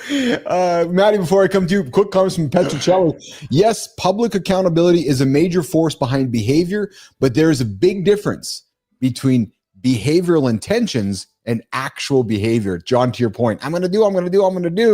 Oh, what are you doing? I'm not actually doing it. And then Petro is like, don't give other people your behavioral intentions. Show them your Love that. Yes. Right? Matt, you're a great example. You know, you could talk. Parenting at its best right there, man. Yeah. Parenting at its best. Awesome. Spartacus, confirmation works with the ones on your side. Got to believe in oneself first. I'm with you there. Absolutely, Spartacus. Maddie, what do you got going on this weekend, brother?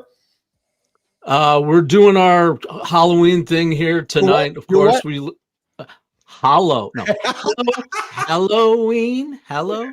I think it's an accent thing, brother. Yeah, I say Halloween. I do. I say Halloween.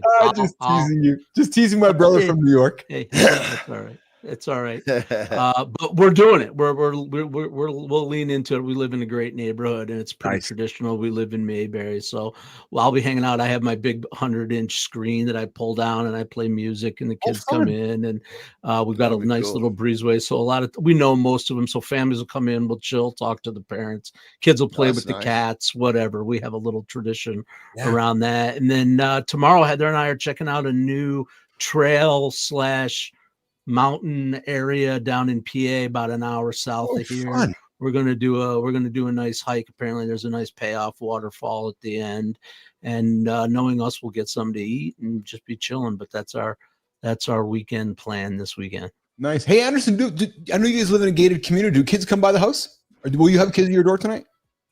They actually did it on Wednesday. Oh, really? Oh, interesting.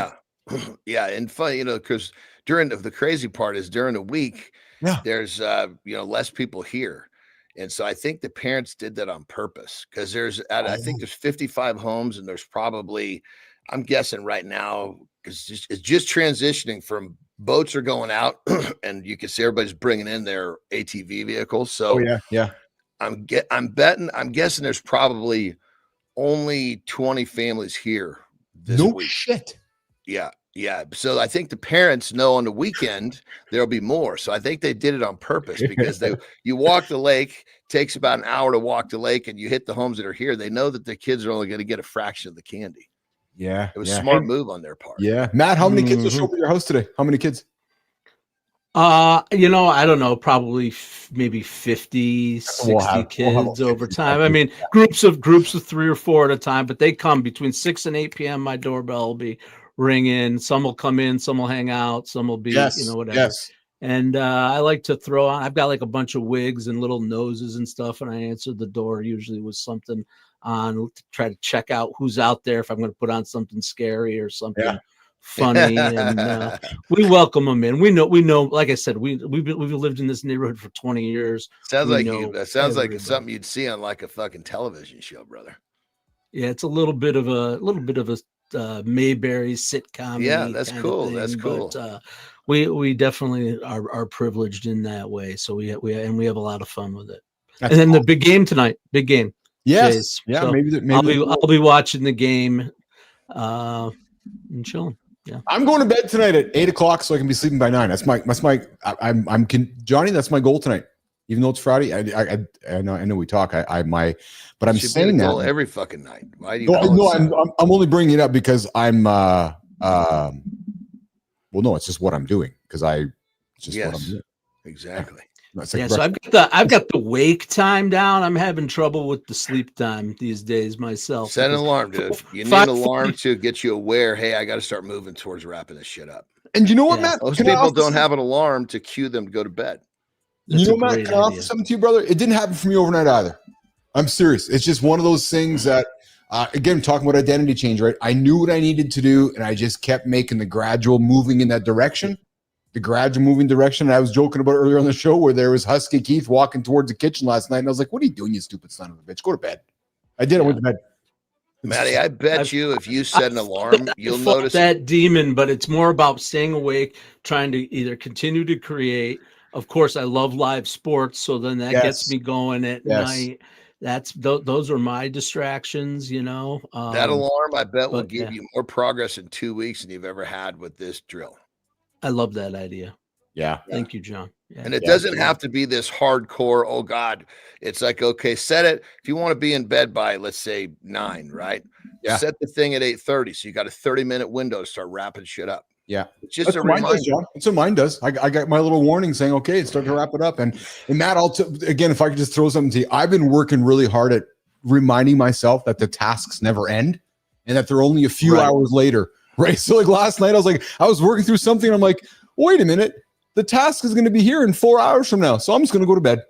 It's still going to be there. This is a good place to stop. I know easier said than done. My thing is, Keith, I just get excited. I love doing it. So it's like there's an addiction element, especially when you're creating AI videos and Sora and Flow and all those things. There's absolutely an element, and I have that addictive personality. So I'm like, I got to get one more thing. I'll just do one more iteration. I'll just make this one last week. The next thing I know, it's 11:30. I'm like, I'm the same. I've been chasing that dopamine hit by going to bed. And like last night, I was like, okay, it's 9:00. And I'm like, and I was just telling my brain that it's just dopamine time to go to sleep, trying to reverse that thinking.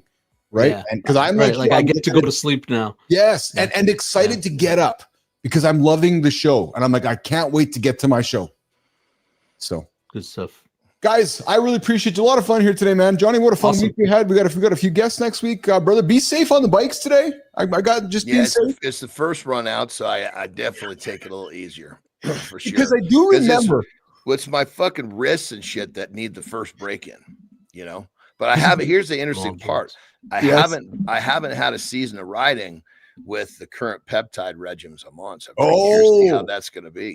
Because I do recall because we've been doing the show for a little while now, Andersen. I do recall you did go biking, whatever it was, a number of months ago, like maybe at the beginning of the season. And I think there was a couple of hiccups on that ride. I think you might have, I don't say hurt yourself. Fucking crashes. Oh, yeah, dude. I know. It's a fourth gear track, dude. You got most of these jumps. If you're not in fourth gear on a 450, you're fucking moving, dude. Oh, Jesus, Murphy, man. Yeah, I mean, I'm too heavy. Third gear, there's a good possibility I'm not making it to the other side, and that's no fucking bueno. Maddie, John Andersen, his Evil Knievel impersonations today. Yeah, dude, I want to see that. I do want to see that. I'm not a bike guy, man. I wrecked a crotch rocket in my teen years. Nothing really serious, but it was enough to scare me off, and I just don't get on bikes. Yeah. A wreck on pavement is a different deal. You know, yeah. I mean, when you're on I sand, wasn't even doing anything. I was just road rashing. I just road rashed in a parking lot, but it was enough for me to go, I don't need this. Yeah. No, it's a different series of consequences when you're not on dirt. Spartacus is cleaning his garage today. Have fun with that one, Spartacus. I got a little bit of work to do in my garage this weekend too. So thanks for the reminder, Spartacus. All right, listen, Melissa, let's get the boys out of here so they can get on with their day. Very, very grateful for Matt and John to join us this morning. Johnny, be safe. Matt, have some fun tonight. I'm sure we're going to chat. Happy Halloween. Happy Halloween. Have a good loop, my brothers. All right, boys. We'll see you later. Johnny's out of here. Maddie's out of here. The handsome chief is left this morning on Mornings in the Lab with Keith, John, and friends. We got Spartacus out there. We got Good Time out there. Good Time ran out of candy, eh? Yeah. I wonder if we're going to run out of candy here today. So today's the day where I battle the peanut butter jar with the chocolate on the desk. And it's the old, okay, they go, it's the day of it's National Peanut Butter and Chocolate Day. So, but I'm in a pretty good, I'm going to say I'm in a pretty good place in my life where I'm probably just going to ignore it. Yeah. I don't know. Not getting as much fulfillment perhaps out of it. All right. Hey, Neiman, we got a couple topics I'm going to throw on the table here before we get to Community Corner. Guys, I got a challenge for you. And the challenge is this: no spend mornings. Now, I'm admittedly not a big fan of challenges because in my experience, challenges have an end date, and when challenges are over, we go back to our normal habits, and it's like, what the fuck's the point of the challenge anyways? So maybe we can reframe this as the no spending habit that might change your life with a few extra bucks here, a few extra bucks there along the way.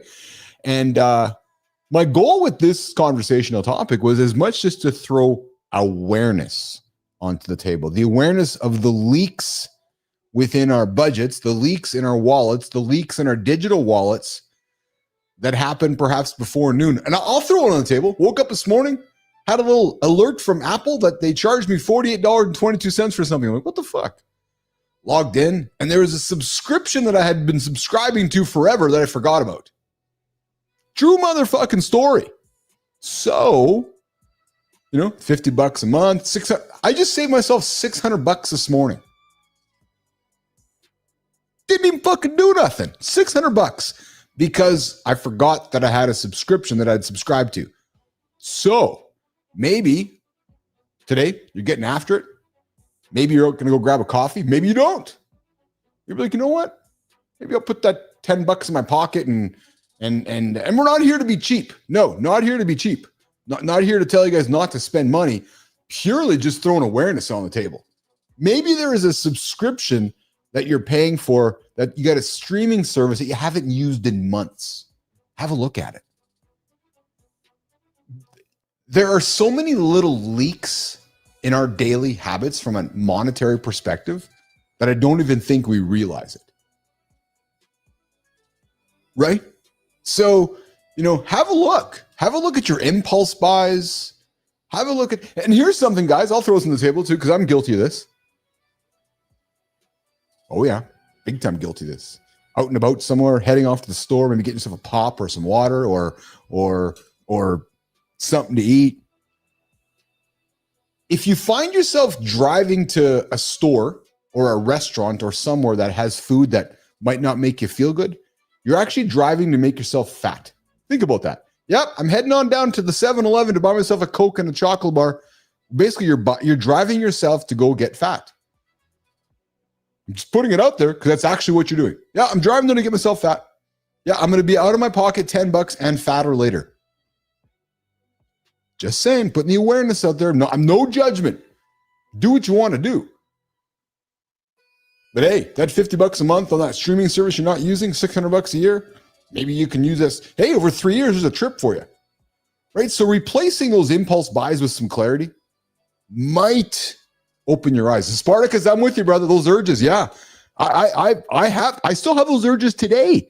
And then I say it out loud going, really, Billis, you stupid son of a bitch, you're going to drive to the store, going to get yourself a fucking donut? Really? Like you're actually going to go and drive yourself and get a donut and eat it, and it's going to be done in 2 seconds. And you're going to feel like a piece of shit after. You guys have been there. I know you've been there. We're all the same. And those micro spending in the moment feel super small. Super small. $5 here, $5 there, $7. Because I do. Yeah, exactly. I bet. Spartacus, full confession, I do too. Listen, I'm not going to be here to be the hypocrite. I made that point when I started the show. If I was going to come on here and encourage you guys to do certain things that I wasn't going to do, that I was a hypocrite. So I'm sharing my journey of where I fail, where I rise, where I succeed, and my battles along the way, right? And there are times when I'm out and about and I'm ending up in a store making stupid fucking decisions. Like, really? I'm actually eating this right now to get fat? And then I fucking wallow in my head for a few minutes, and then I try it again, right? Start again, right? Hence my commitment these days to get to bed early so I don't make stupid decisions at night. But those micro spends, man, they add up super fucking quick, and we don't even know it. So, yeah, Spartacus, you're right, man. Look at your spending at the end of the money and the shock pop you out here. Petro, I'll tell you what is a tempting cue is every time KB flashes that crunch, people, dude, this is the best fucking peanut butter on the planet, Petro. Adam's peanut butter in the glass jar. Hey, it's in a glass jar. Who makes things in glass jars these days? Love the glass jar. Yeah, love the fucking glass jar. You know, this thing's been taped up for 2 years. I wonder how good it would taste. The oil's all separated. Yeah, good story. All right, let's see here. So guys, just look where you're spending money right now. Maybe you'll save some money just through this conversation this morning. Okay, before we get to Community Corner, one more thing. Have you guys seen the viral 10-second itch test for stress? I haven't until this. And apparently it is not a real diagnostic. But the stress-itch connection is very real. And I want to break down the science, what it actually says, and maybe give you a quick, credible way to check your stress in minutes with no gimmicks. We all have stress. Sometimes our stress shows up on our skin. Yeah, you break out and shit, right? And the 10-second itch test isn't clinically validated. There's no standard rapid scratch and sniff test. You're like, oh, yeah. You know, but the stress itch is a two-way loop. Stress can trigger or amplify itch. You might get itchy. Well, you might be stressed, right? Neuroimmune pathways link mind and skin. Those stress hormones, they can ramp up your inflammatory signals and make you itchy. But there's a quick, credible stress check that exists. It's called a perceived stress scale. It's a validated questionnaire you can complete in minutes to gauge how overloaded or control you feel. Now, here's the thing. Andersen would say it's too fucking complicated, and I agree. Completely agree. I would just encourage you to create some awareness. Spartacus, eczema happens to me from time to time, wondering if it's stress related. Very much could be, yeah.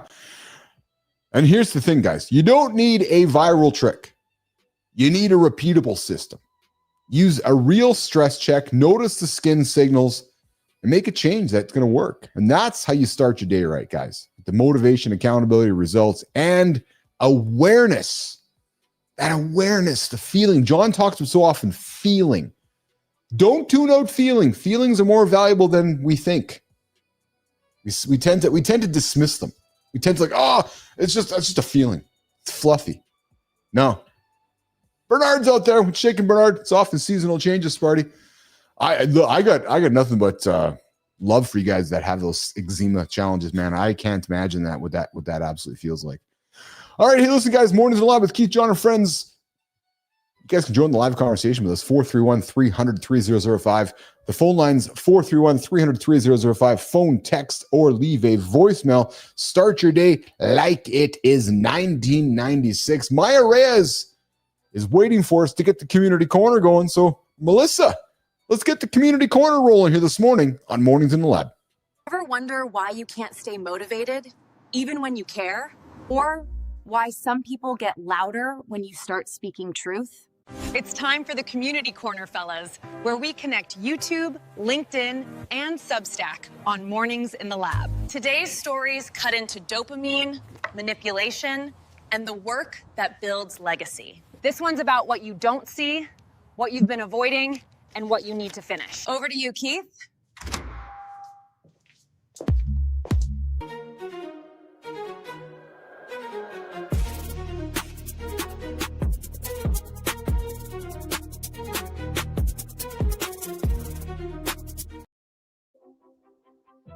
You ever know?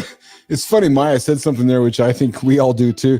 You ever notice when somebody speaks in a different language, or if they have a hearing impairment, we tend to talk louder? Or if you're in the car driving somewhere and you're kind of confused where you're going, you turn the music down or the sound down. What's up with that? Must be some science behind that. I'm thinking. It's like the person, because they don't understand your language, he's like, yes, but I'm telling you that it's time to go in that direction. They're like, why are you yelling at me, Keith? Because I think if I yell, you can understand that I'm speaking English. I don't know why that is. We tend to do that. We're just like, they can't understand me, so I'm gonna talk louder. Interesting how we as humans do that. All right, YouTube. The laziness cure you do not want to hear. No, you don't want to hear it, so tune out. Joey Schweitzer from Better Ideas says laziness is really a dopamine problem. You're not lazy. No, you're not lazy. Your brain just can't find the reward in productive tasks anymore. Go smoke a joint. Yeah, true fucking story. Go crush a blunt, roll it up, light it, smoke it. Dopamine fires, man. Motivated like a motherfucker. You go crush the biggest goals in your life. Simple as that. Period. Boom. Next story. Yeah, 100%. The cure might be uncomfortable, but damn, it feels good. Just, yeah, productivity. Boom, boom, boom, boom, boom. So stop chasing rewards for overstimulating activities. Let your brain resensitize. Usually takes about 3 weeks. Unless you crush some good sativa. Takes about 3 seconds.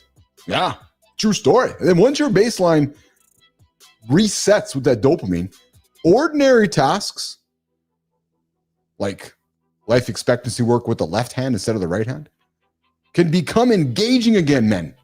Totally. So work, fitness, learning. You know what happens? They start to feel somewhat rewarding again. Woo, without tricks. Imagine. So here's the question for you guys. What is one overstimulating habit you need to cut to get your motivation back? What is it? What is it? All right, Substack. When they get angrier, you might be getting closer to the truth. Ooh, I like that. Cody Tamor on Substack explains something powerful about manipulation. Manipulators don't get angry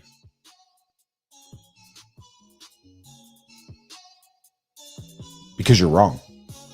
They get angry because you're right. Think about that for a second. There's a difference. There's a difference. When you demand clarity, and when you demand honesty, and when you demand accountability, they escalate. Think about it. You're asking somebody a tough question and they can't answer it. No, but I just want to know the truth. I want to know the end. The person gets angry. They start to smear. They might decide to manipulate you. That escalation, though, isn't proof you're wrong. It's actually confirmation that your clarity threatens their cortisol, their control, their manipulation. So what is Coda's advice? Build an exit plan. Stop trying to make them understand. Expect smear campaigns, but don't participate. Trust that nervous system over your manipulated thoughts, because clarity doesn't fix toxic relationships. It actually exposes that they were never fixable in the first place. Like John says, if you're talking smack, you're probably on the right track. What relationship in your life gets worse the more clarity you demand? And if it's from your wife or your friends, it's time to get new ones. True story. Yep. All right, let's get over to the next one here. We're going to go head over to LinkedIn to Eric Kester. Eric Kester, a Georgetown professor. He talks about something that he calls ghost work. It's all invisible. It's unfinished, forgotten tasks that you invest in, but you never share. The research decks that stay hidden, the drafts that are left unpublished, the projects that never go unnoticed. That ghost work that feels productive, but it builds zero proof, trust, or momentum. So, what does Eric recommend? An alternative. Amplifier work. Be visible. Be collaborative. Be finishable. Work that continues to build credibility after completion. Because the world values work that is seen and shared. So, nation, stop doing more ghost work as you go through your day today. Look at your task list. Start finishing and start amplifying what you create. Just like we talked about those shadow subscriptions you got sitting around, what's one piece of ghost work that you've been sitting on that needs to see the light? Think about it. We got John Petrocelli joining us in a couple minutes. I just see him enter the green room. Awesome. Maya, let's walk us out of the community corner today. Ever wonder why you can't stay motivated, even when you care? Or why some people get louder when you start speaking truth? It's time for the Community Corner, fellas, where we connect YouTube, LinkedIn, and Substack on.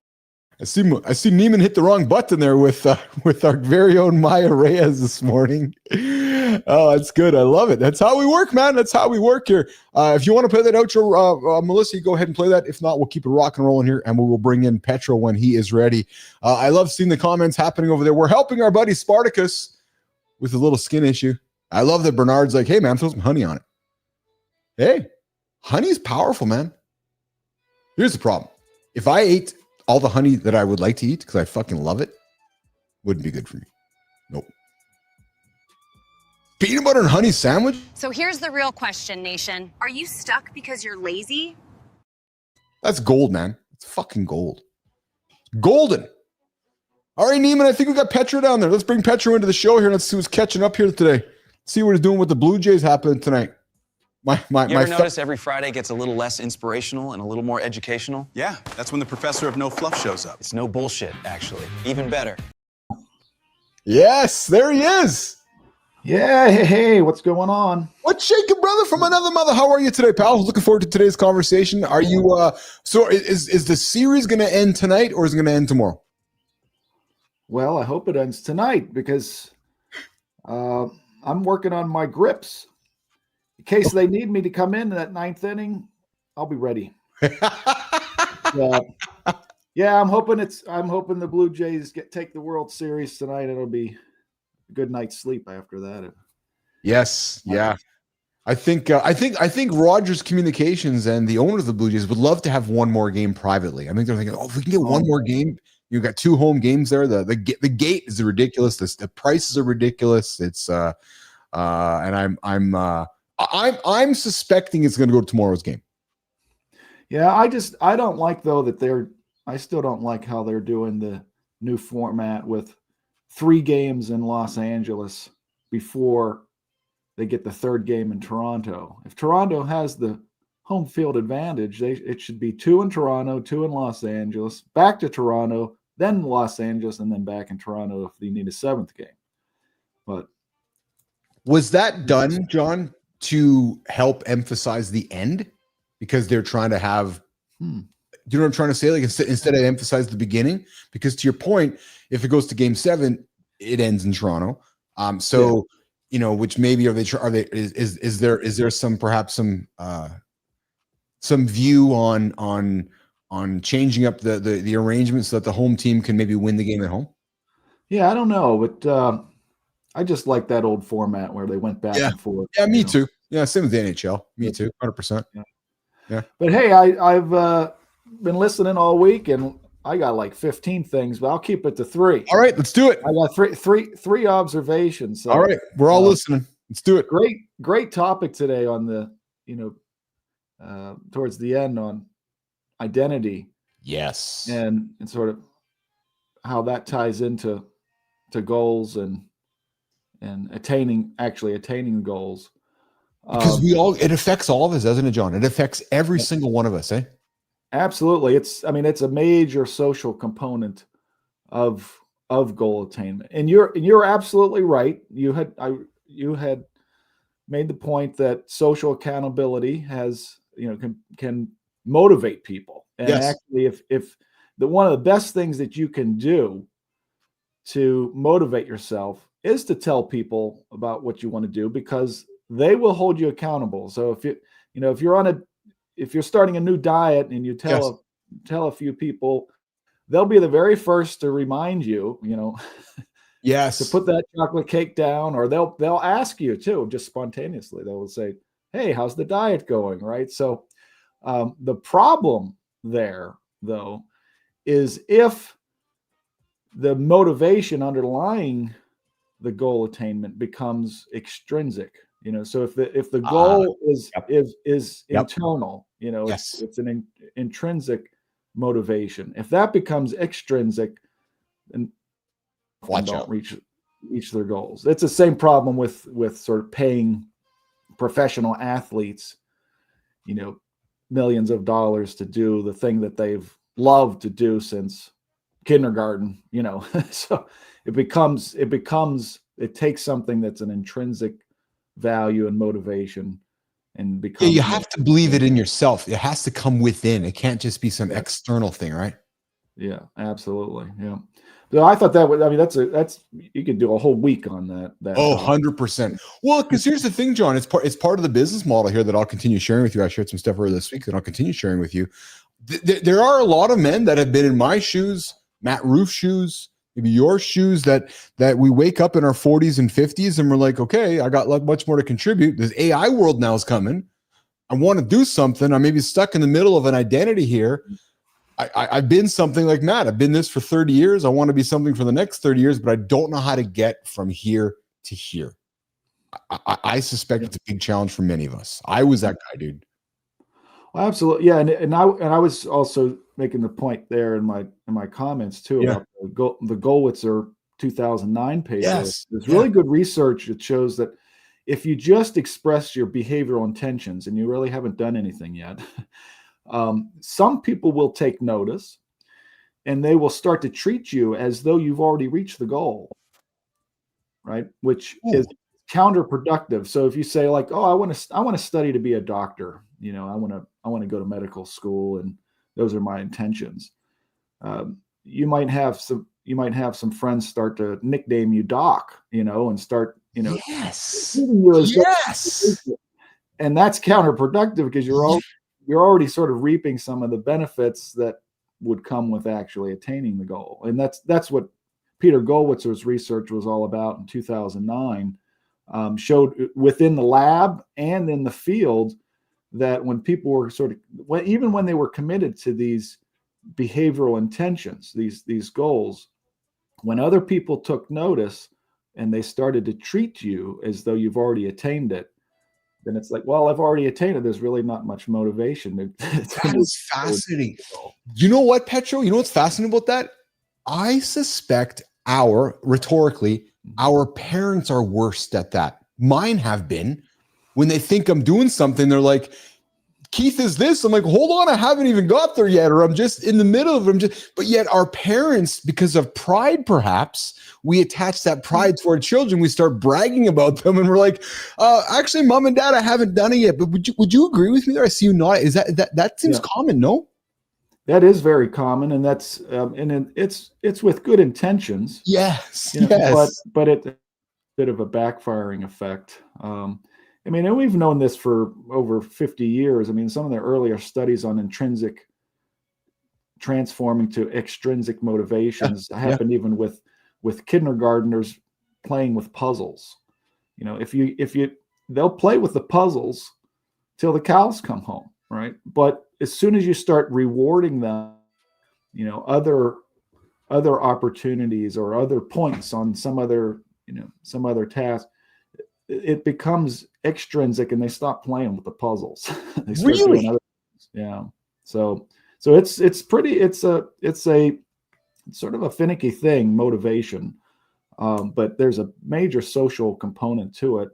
And that intrinsic and extrinsic motivation is fascinating in itself, because when you said you made the comment about professional athlete, and we both know many humans get their knickers in a knot because Shohei Ohtani is making hundreds of millions of dollars or whatever he's making, but yet we don't realize that he's not playing ball for the extrinsic reason. It's what, you know what I mean? There's just we all get so confused with those with our reward system.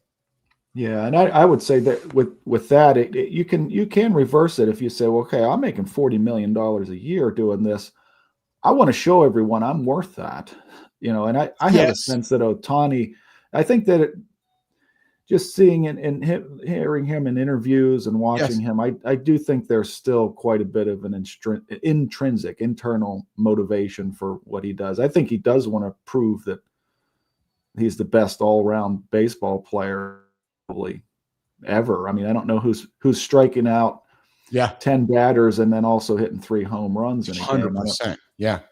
Hard to even fathom. That's a double-edged sword, though, isn't it, though, John? When you're having to, I got to think there's a double-edged sword there, because when you're having to prove your value, if I'm having to prove myself to you day in and day out, that's a whole other set of expectations around motivation, intrinsic and extrinsic value. Am I wrong?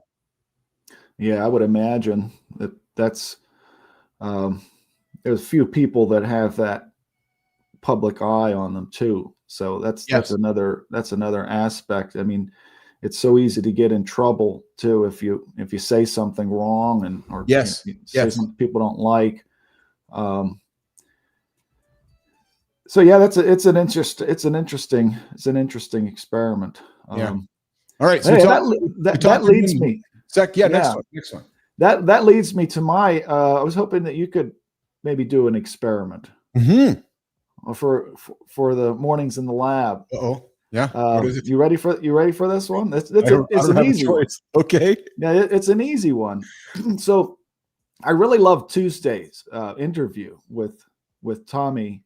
Short was awesome. That was really fascinating. I mean, it's just the experiences he's had that that sort of bring to the conversation. I always wanted to hear. I always want to hear more.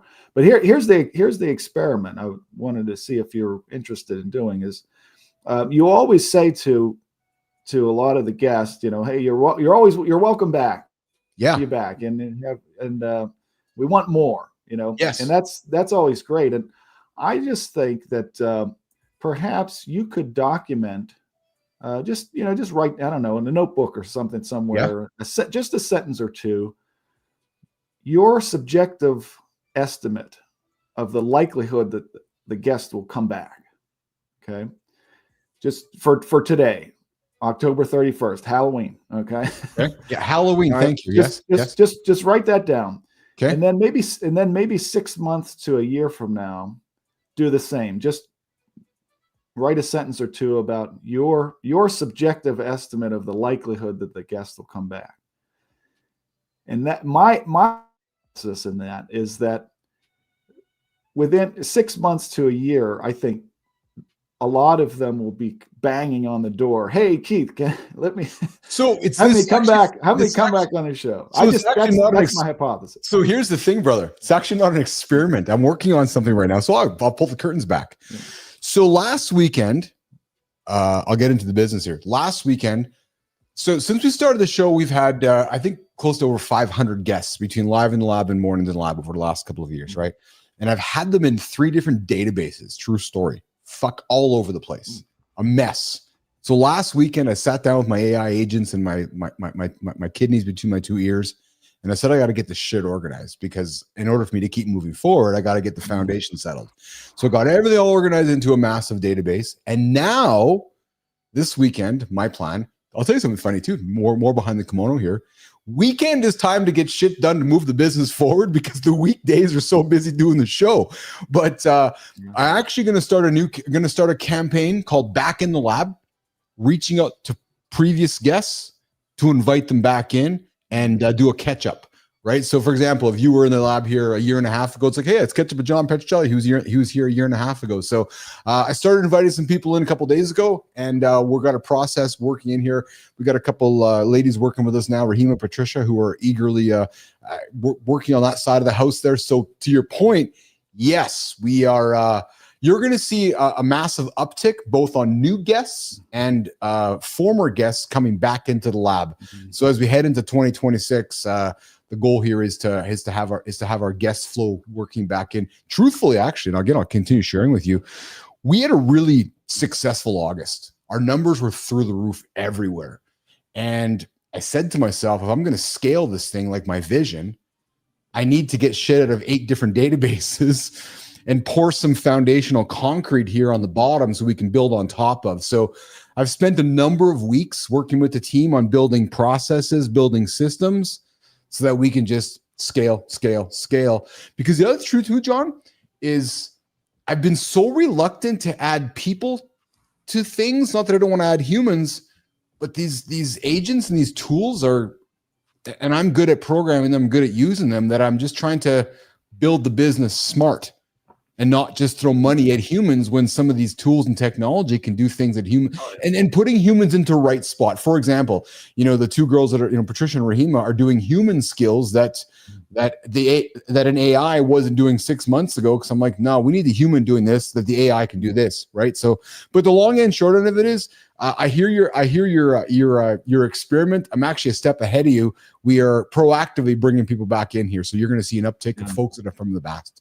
Yeah. And people what I'm expecting though is they will come unsolicited. They will be coming to you directly that, hey, I want more of this. Yes, and that's our goal and our vision too. I need to put some framework in place to enable that too, which I don't have. So which gives people the ability to come back. For example, Tommy Short. Tommy's got his book coming out in February, right? So I said, Tommy, come back. I want to make it easy for Tommy to come back. Right. So that they can come back and get onto the show, which is great. So, but I hear you loud and clear, man. And I appreciate that point of view. And I'm curious, let's talk about the conversational influence score too. I think it's a fantastic idea. I mean, and I think it's something someone would be interested in if they're trying to do what you're doing. And even if they just have an Instagram account, nothing else, or they're trying to do, a podcast or, a show, or even, I think outside. So I think it's something that I don't know anything like it. We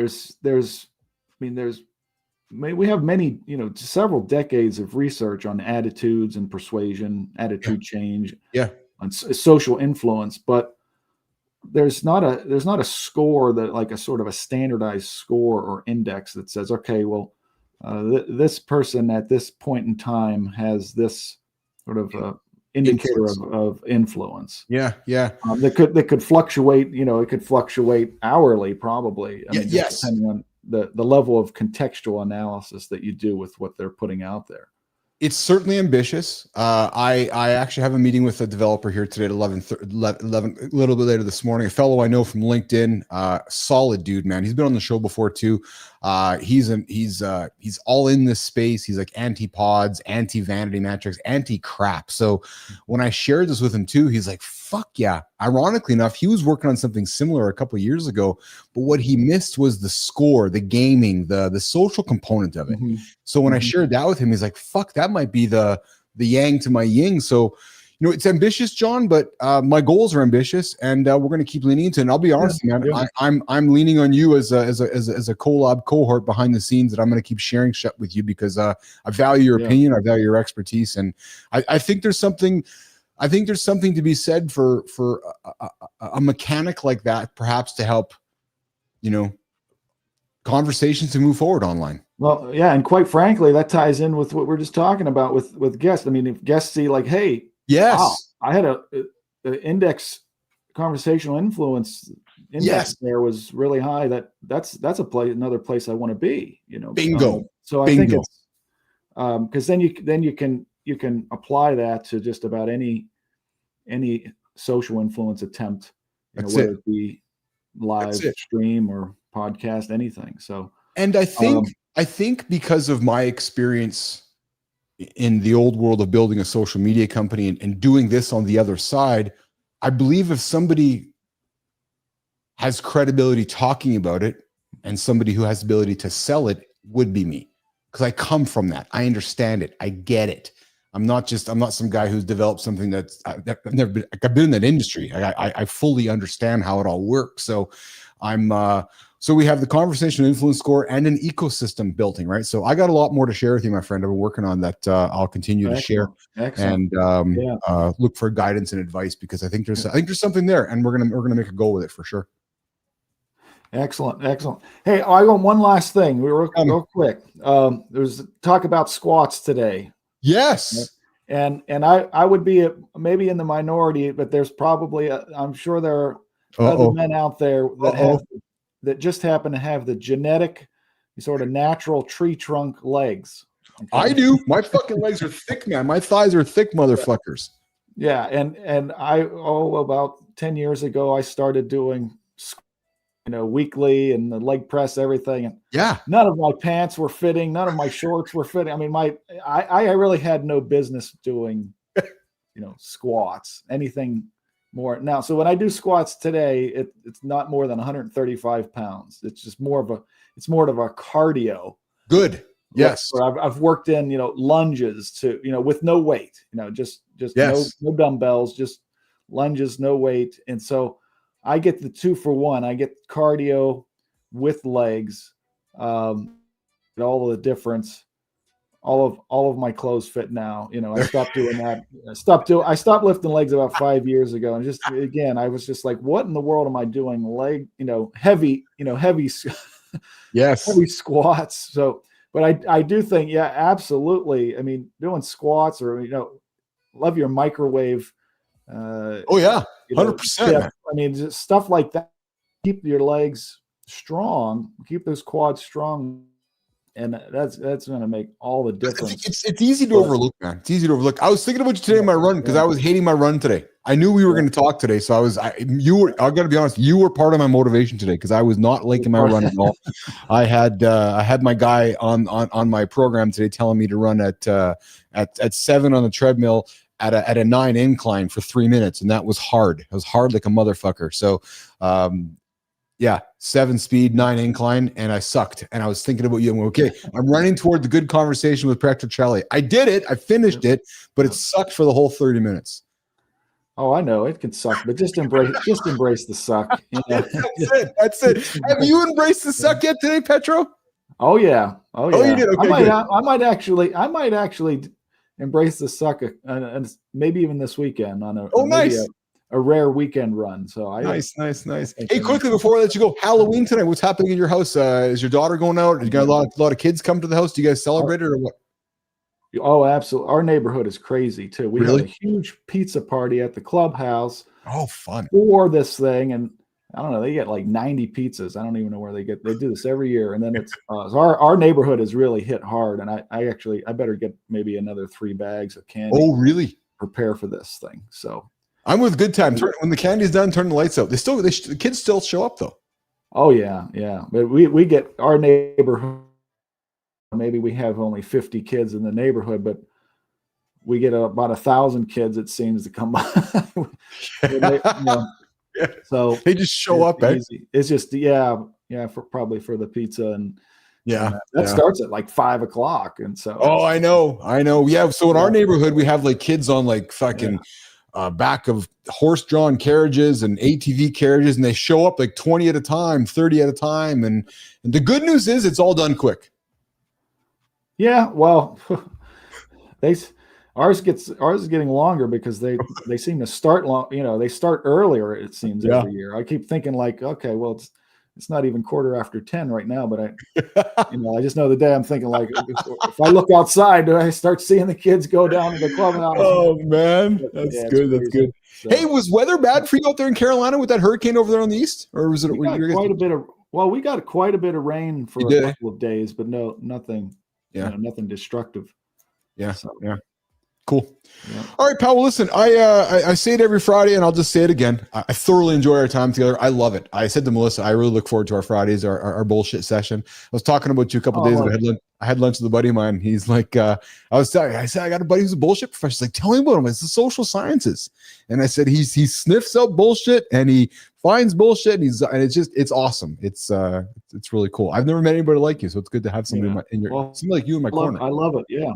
It's good. I love it. Yeah, I'm trying to get more people interested in the whole topic. I don't know. It's been kind of slow going though for some reason. To get people empirically involved. To be devoting some experimental. Well, what's so fascinating? Because we were talking about it yesterday. How and you and I could talk about this for an hour. So I'll just quickly tease it for a minute. But it still fascinates me where empirical leaders of the world can just spew bullshit, and we just let it go in one ear and out the other, and we just, we ignore it, we pay attention to it, but we don't act on it.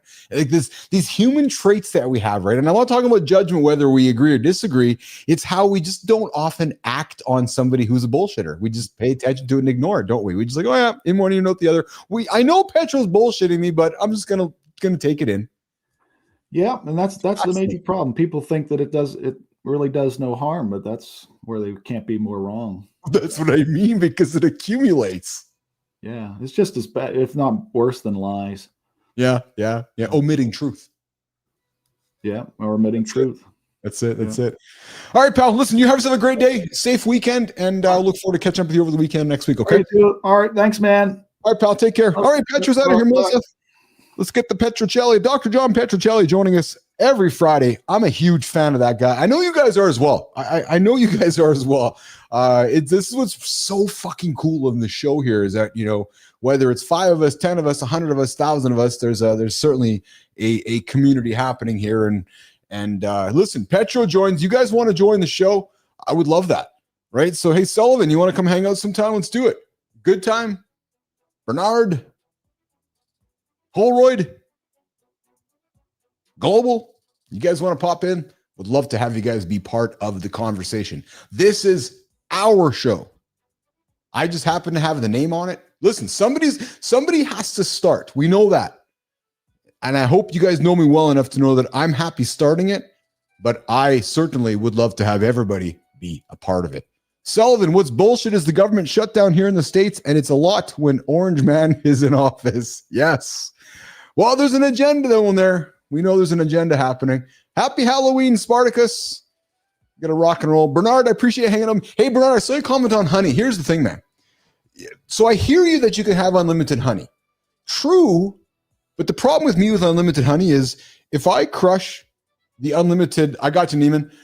If I crush the unlimited honey with unlimited peanut butter, I'm unlimited fat. Yeah, true story. Neiman, I got you. We're good. Yeah. So I'm just saying that if you find that I certainly love my peanut butter, love my honey, but I choose to well, here's the other problem with honey, Bernard, is that I can eat a lot of it real fast. And a lot of it equals a lot of calories real fast. So, Bernard, I didn't say.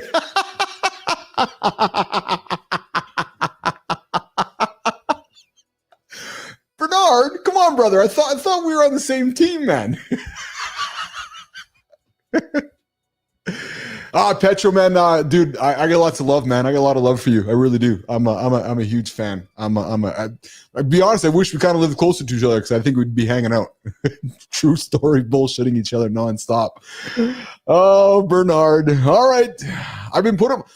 Neiman, this was the day the handsome chief was put into his place by Marty, by Johnny, by Rouffy. Looks like by Bernard. Yeah. Even though my name's on the title, but hey, we all own this thing, don't we? We all own this thing, which I love. All right, guys, listen. a lot of love from me to all of you. Bernard, don't keep teasing me, man. Bernard, don't keep teasing me. I'm going to go upstairs. Husky Keith is going to walk towards the pantry. And I'm going to say, oh, Bernard is telling. No, Bernard, I'm not doing it, brother. Not doing it. All right, guys. Okay. I got to get to the outro because Neiman does such a good job putting it together for me. So if I don't get to it, I feel like I'm fucking dropped the ball. Okay, but we've been here long already today. We have been here very long, and I'm not complaining at all. I think Lola's like, hey, I need to go to the can. Yeah. All right, so listen, we're going to put some buttons going on here. Boom, boom, boom. And then we're going to hit this one. No, this one. There it is right there. All right, guys, it's Friday the Loop. We're wrapping it up. Spartacus, I appreciate you, man. Have a great weekend, eh? Be safe Halloween tonight. Don't eat too much junk. Are you guys going to crush candy tonight? Like, are you guys actually going to crush? I'll be honest. I'm going to be... So John's not here, so I can talk to you guys about this. I'm going to struggle with not digging into all this. I'll struggle with Husky Keith. So my goal is to get to bed. True story. If you guys want to check up on me, 431-300-3005. Charlie, send me a text later. See if I'm awake. 431-300-3005. Holroyd, have a good one, brother. Have a great weekend, pal. Be safe. Everybody be safe, okay? Guys, and listen, we talked about washing denim. Apparently, it's not 8 to 10 years. No, 8 to 10 wears. Yeah, true story. And threads, if you guys are into threads, you guys can now approve comments, so check that out. And we also got into a second identity conversation today as well. So if you missed that conversation, go back and check that out.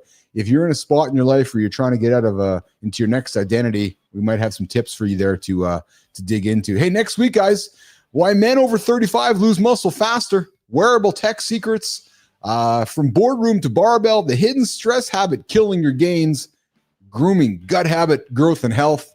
And then we have some guests popping by the lab as well. All right, guys, don't slack this weekend. Stay out of the Halloween candy.